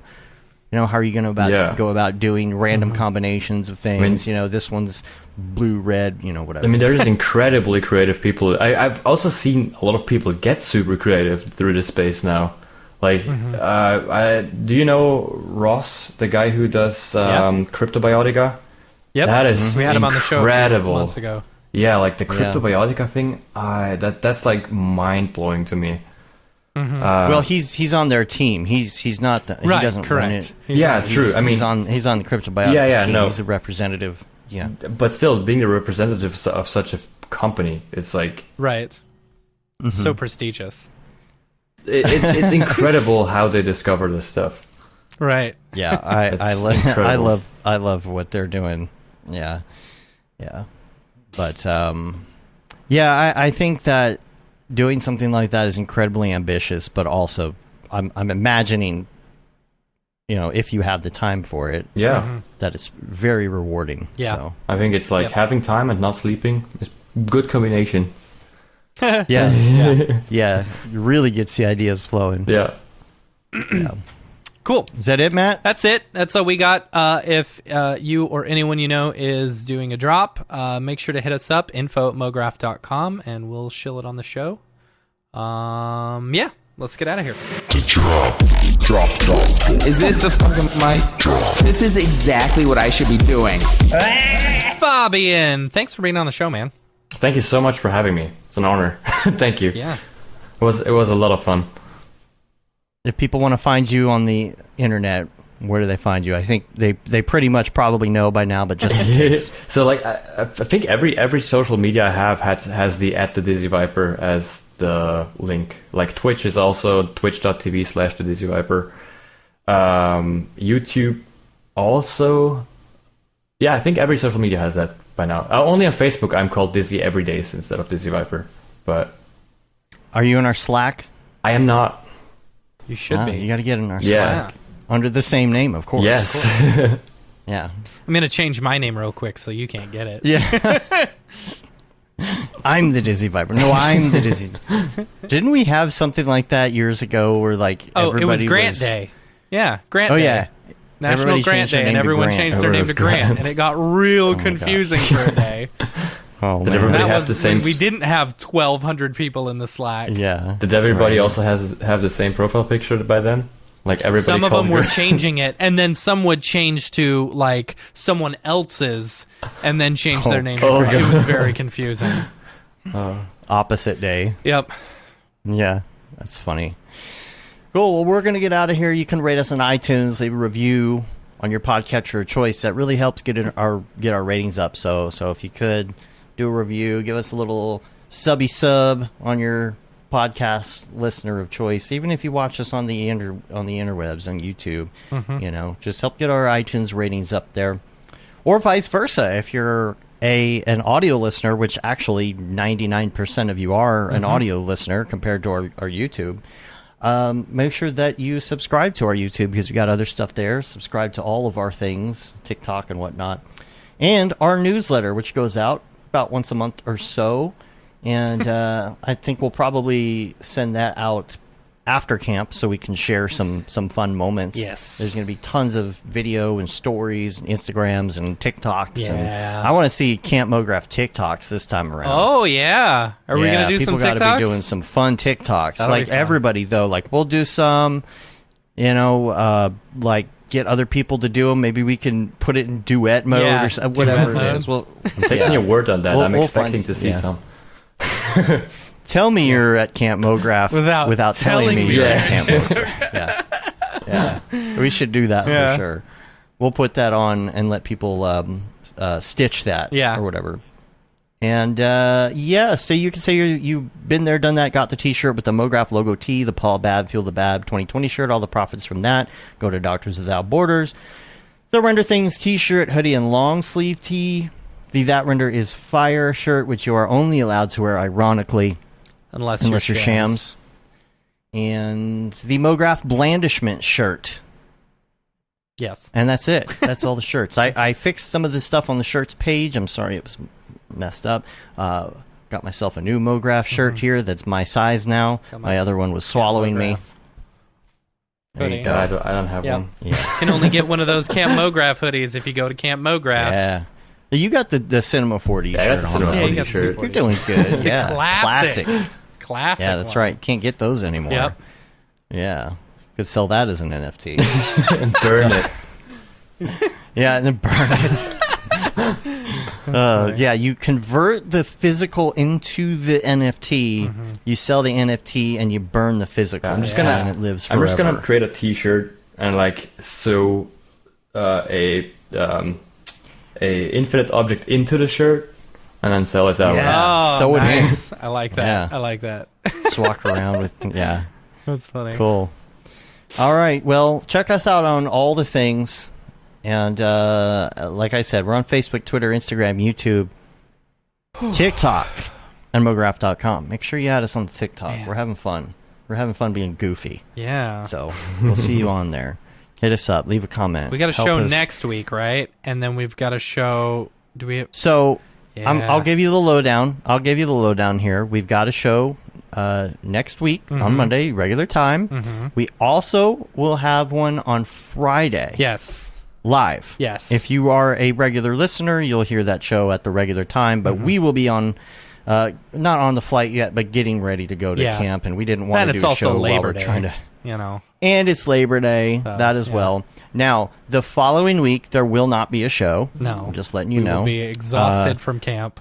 We will be flying back that Yeah. day. So we're trying to minimize missing shows as much as possible. Yeah. So, but if we're going to be gone for 2 Mondays, we can only manage to get one Yeah. show pre-recorded in there. We do have evergreens, which might go out and whatnot in one of those slots. I might do that just so there's something to listen to. We've got quite a few things that have only been specials, and I know some people don't go listen to those specials on YouTube. So we might do that, and then the week after, Ryan Summers is going to come on and hang out with us, and we're going to kind of do a recap of camp. So that'll be a lot of Post-camp fun. recap. Yeah. Let the FOMO begin. Let the FOMO begin. And I'm pretty sure, is it after that? I don't even know. I got to look up the schedule. I think not long after that is that 300th episode. And Yeah. again, I have no idea what we're doing. We'll have a drop live where we're going to be talking about more of those NFT books in detail. Hopefully, tentatively after that, on the 27th, we're going to have Mark, the TikTok 3D dude we were Yeah. talking about earlier. Hopefully. If we lock that in. Yeah. And then the 300th episode. So there's a lot. And then off for NAB week, of course, Yep. because there's NAB stuff going on. So check the schedule, mograph.com/live. We got a lot going on here. Yep. We're going to try and broadcast maybe some little live streams from our phones and whatnot, and do a lot of stuff on social. So if you don't have your fix of us on Right. on the podcast, I know how badly you just want to see our faces, so we're gonna get out of here though. Until next week, I'm Dave, And I'm Matt. And I'm the Dizzy Viper. have a good one. Later, yo. Bye.